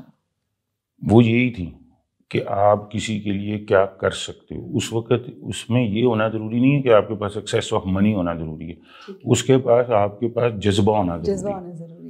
میں اکثر کہیں پہ لوگوں کے پاس ہوتا ہوں تو میں کہتا ہوں کہ اپنے جو کمائی ہے اس میں سے کمائی سے پہلے اپنے لیے کچھ اللہ کے لیے, اپنی بقا کے لیے اور اپنے رب کے لیے کچھ حصہ ڈال دیا کرو. زکوٰۃ تو دیتی دینی ہے, صدقہ خیرات تو تم نے اپنی بلائیں دور کرنے کے لیے دینا ہی دینا ہے.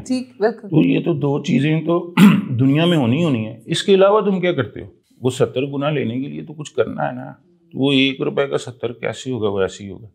پھر میں آپ کو بتاؤں, میں تو بڑی ارلی ایج میں ایک انٹرنیشنل آرگنائزیشن تھی, وہ بڑی ایک قسم کی دنیا کی سب سے بڑی ویلفیئر آرگنائزیشن ہے, social welfare lines club international. میں ایک دوست کے ذریعے اس کا پارٹ بن گیا. میری اس وقت عمر صرف 17-18 سال تھی اور بڑا چھوٹا تھا, بلکہ آئی ڈی کارڈ بھی نہیں بنا تھا, 18 سے بھی کم تھا.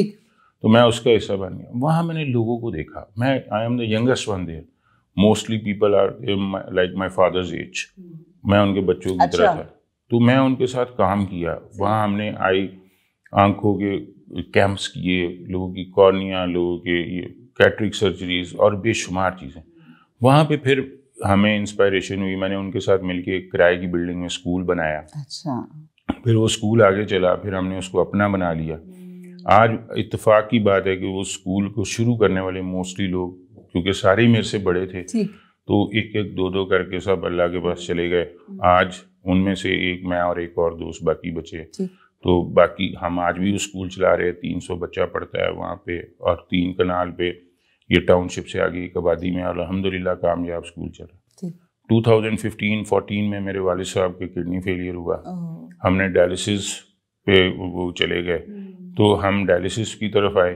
تو آج اللہ کا شکر ہے کہ اس وقت والد صاحب نے کہا کہ جی ڈائلسس پہ کام کرنا ہے, تو آج ہم ڈائلسس سینٹر بھی چلا رہے ہیں. تو یہ دنیا کے بے شمار کام ہیں. اصل میں میں کہتا ہوں کہ اس کو یہ بھی میں اکثر گھر بیٹھ کے اپنی اماں سے بھی بات کر رہا ہوتا ہوں, کہتا ہوں کہ اللہ تعالیٰ نا بعض اوقات ہمیں راستے بھی دکھاتا ہے. ہمارے والد صاحب کو تکلیف آئی تو ہمیں پتہ لگا کہ پاکستان میں کڈنی فیلئر کے کتنے کیس ہیں. آپ یقین کریں گی کہ 13 مشینیں لگی ہوئی ہیں, 10 اور لگ رہی ہیں, اور لائن میں 200-250 مریض ہیں. اور یہ عمر بھر کا ساتھ ہے کہ جب ایک دفعہ جس کو ڈائلسس ہو گیا اس نے جب تک زندہ رہنا ہونا ہی ہونا, اس نے اس مشین کے بغیر سمجھے نہیں سروائیول نہیں. تو کتنی ضرورت ہے لوگوں کو. اور ایک مشین جو ہے وہ ایک دن میں اگر 2 دفعہ ڈائلسس کرے تو 7,000 کا خرچہ اس کا فکس ہے. بالکل صحیح. تو کتنا پیسہ چاہیے, کیا چاہیے, یہ رب کی ذات ہے جو لوگوں کے دلوں میں ڈال دیتی ہے اور وہ کر دیتے, اور یہ رب نے کسی کی رائے منانی ہوتی ہیں. بالکل صحیح. اچھا شیخ صاحب, آپ سے ایک سوال بڑا مجھے لگتا ہے کہ اہم ہے, وہ یہ بتائیے کہ آج آپ after working all your life بہت کچھ اچیو کیا آپ نے, دیر آر مینی اچیومنٹس. آج آپ کو جب وین یو لک بیک کیا لگتا ہے کہ کون سی ایک چیز ہے جو آپ اپنے لیے وہ اون کرتے ہیں کہ دس از مائی بگیسٹ اچیومنٹ؟ جب میں آپ کو ایک بات بتاؤں, میرے خیال میں تو ہر اچیومنٹ ہی بگ ہے. انسان کسی قابل نہیں ہوتا, اس کو صرف اور صرف تھاٹس اور اس کے پاس سوچ ہوتی ہے تو کچھ نہ کچھ ملتا چلا جاتا ہے.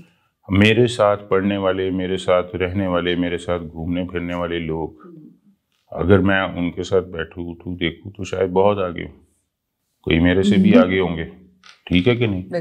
تو اس لیے کبھی یہ سوچنا کہ یہ مس ہو گیا یا یہ زیادہ آ گیا, یہ جو زیادہ آ گیا اس پہ شکر ادا کرے, اور جو مس ہو گیا اس پہ بھی شکریہ ادا کرے, کیونکہ ہو سکتا ہے کہ دوسرے اسپیکٹس پہ اللہ اس کو آپ کے لیے بہتر نہیں سمجھتا. جس نے اتنا کچھ دے دیا اور وہ نہیں دیا, تو اس کا مطلب یہ ہے کہ اس کے نہ ملنے میں بھی مصلحت ہے. اگر اس کے ملنے میں مصلحت ہے تو اس کے نہ ملنے میں مصلحت ہے. تو یہ جو سوچ ہے کہ میں نے کیا مس کر دیا, ہاں کچھ چیزیں ایسی ہوتی ہے جو آپ ساری زندگی جن کے نعم البدل نہیں مل سکتے, وہ رشتے ہیں, وہ آپ کے ماں باپ کا, بہن بھائیوں کا, کوئی دوستوں کا, وہ ایسی چیزیں ہیں جن کی ریپلیسمنٹس آپ کو کبھی نہیں مل سکتی. وہ مجھے احساس ہوا جب میرے والد صاحب فوت ہوئے, وہ مجھے احساس ہوا میرے 1-2 بہت قریبی دوست, ایک عظیم پاشا صاحب تھے میرا بڑا قریبی دوست, میرا کلاس فیلو, ہم اسکول سے اکٹھے تھے, آگے بھی سڈن ڈیتھ ہو گئی رانا جواز صاحب.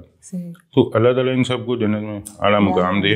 تو مجھے کبھی کسی چیز کا شاید دکھ نہیں ہے, اور مجھے ان رشتوں کا, ان دوستوں کا اور تنہائی میں ان کو یاد کرنے کا دکھ ضرور ہوتا ہے. باقی مٹیریلسٹک اگر میں سوچوں تو اللہ نے اگر ایک چیز ایک وقت میں کھوئی تو اس سے بہترین مجھے عطا کر دی. بس جب آپ شکر میں آ جائیں تو کہتے ہیں نا کہ 2 ہی طریقے ہیں زندگی میں رہنے کے, یا آپ شکر میں رہتے ہیں یا پھر اگر شکر نہیں ہے تو پھر کفر ہے. سو اللہ ہم سب کو. لاسٹ بات میں آپ کو کہہ دوں, یہ جو آپ نے بات کی آپ ہی کی بات بڑی کرتے. ہمارے ایک دوست ہے شیخ عظیم صاحب, بہت پیارے بنے, وہ کہتے تھے زندگی میں قومیں ہٹا کے فل سٹاپ لگانا سیکھو. بہت اچھی بات. چیزوں کو ختم کرنا بھی سیکھو, یہ نہیں ہوتا کہ ہاں کلوزر, یہ بس اتنا ہے تو بہت ہے, آگے چلیں تو پھر یہ بہت ہے. جب آپ کاموز کو چھوڑ کے فل سٹاپس کی طرف بھی زندگی کو لے کے جائے تو آسان ہو جاتی ہے. بڑی خوبصورت بات ہے. اور اس پہ میں ایک چھوٹا سا واقعہ ضرور, واقعہ کیا, میرے اپنے دل کی بات ہے. میرے ہسبینڈ کہتے ہیں کہ اپنے کام کو بڑھاؤ, کیوں تم ایک جگہ پہ آ کے رک جاتی ہو. تو میں نے کہا میں نے 1000 اپنی جو برانچز ہیں کھولنے کے بعد بھی جس چیز کی مجھے تلاش ہوگی نا, میں جانتی ہوں وہ سکون ہے, تو وہ آج ہے, تو پھر میں کیوں اس ساری اسٹرگل میں پڑھوں. سو الحمدللہ شکر ہے اس کی ذات کا. میں آخر میں شیخ صاحب آپ نے 3-4 دفعہ اپنے والد کا تذکرہ کیا, میری دعا ہے اللہ ان کے درجات بلند کرے.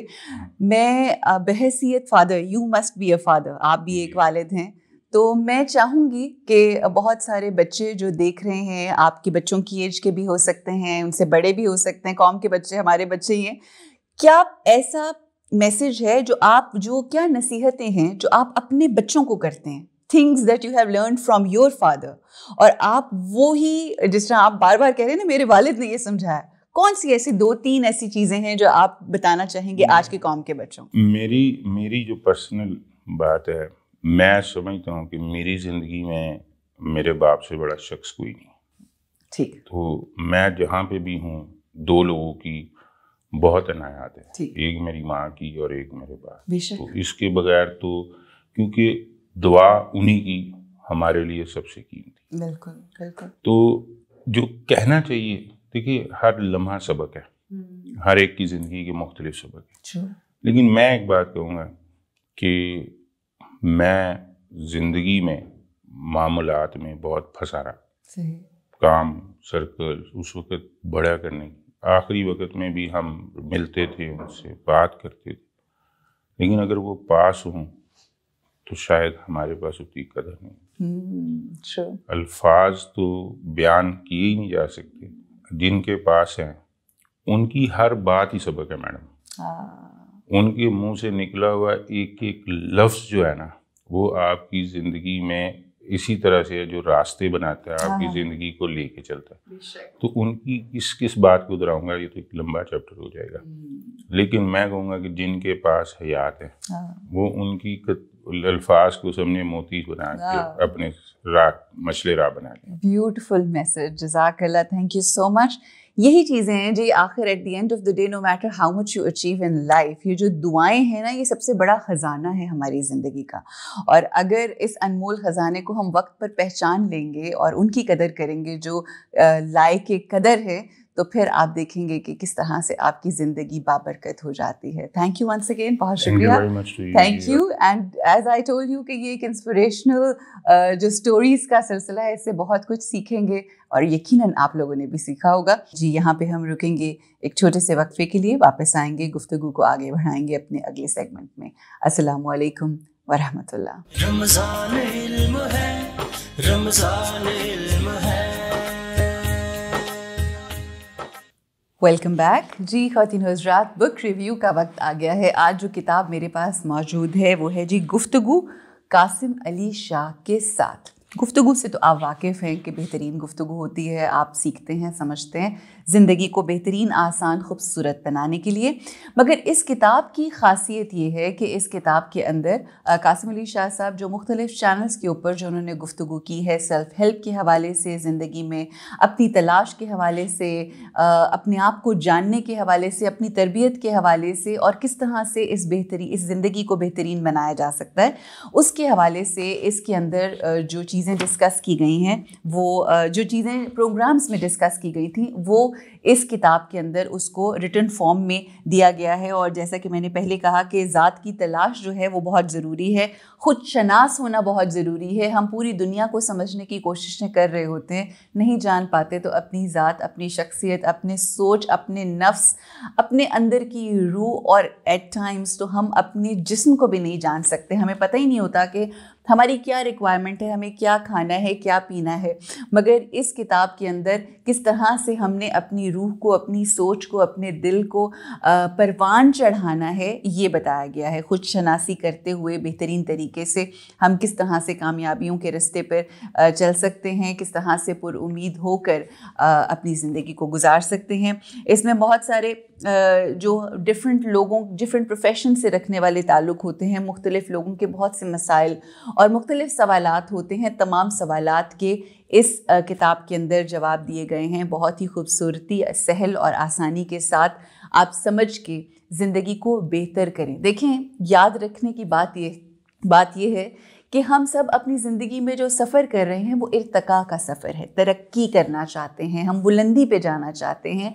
आज जो हैं, आने वाले कल में हम आज से, गुजरे हुए कल से बेहतर होना चाहते हैं। और ये बेहतरी का सफ़र कैसे होता है? जब हमें इन्फॉर्मेशन मिलती है, and it's very very important that we get the right information. सही, अच्छी, मस्बत हमें इन्फॉर्मेशन मिलेगी, अच्छी सोचें क्रिएट होंगी, अच्छी फीलिंग्स डेवलप होंगी। अच्छी फीलिंग्स डेवलप होंगी तो हमारे मुंह से जो अल्फाज निकलेंगे वो भी बेहतर होंगे, और हमारे जो अमल होंगे वो भी बेहतरीन हो जाएंगे। और फिर हमारा वजूद जो है वो हर किसी के लिए नूर और रोशनी की शमा जो है वो पैदा करेगा। और यही मकसद हयात है। अल्लाह सुब्हानहू व तआला हमें बेहतरीन मकसद के साथ अपनी ज़िंदगी गुजारने की तौफ़ीक़ अता फ़रमाए, और सबसे बढ़कर हमारा वजूद लोगों के लिए रहमत का बायस हो, ना कि ज़हमत का बायस हो। इसी दुआ के साथ आपसे इजाज़त चाहते हैं। बहुत ख्याल रखिए अपना, अपनी सोचों का और अपनों का। अस्सलामु अलैकुम व रहमतुल्लाहि व बरकातुहू।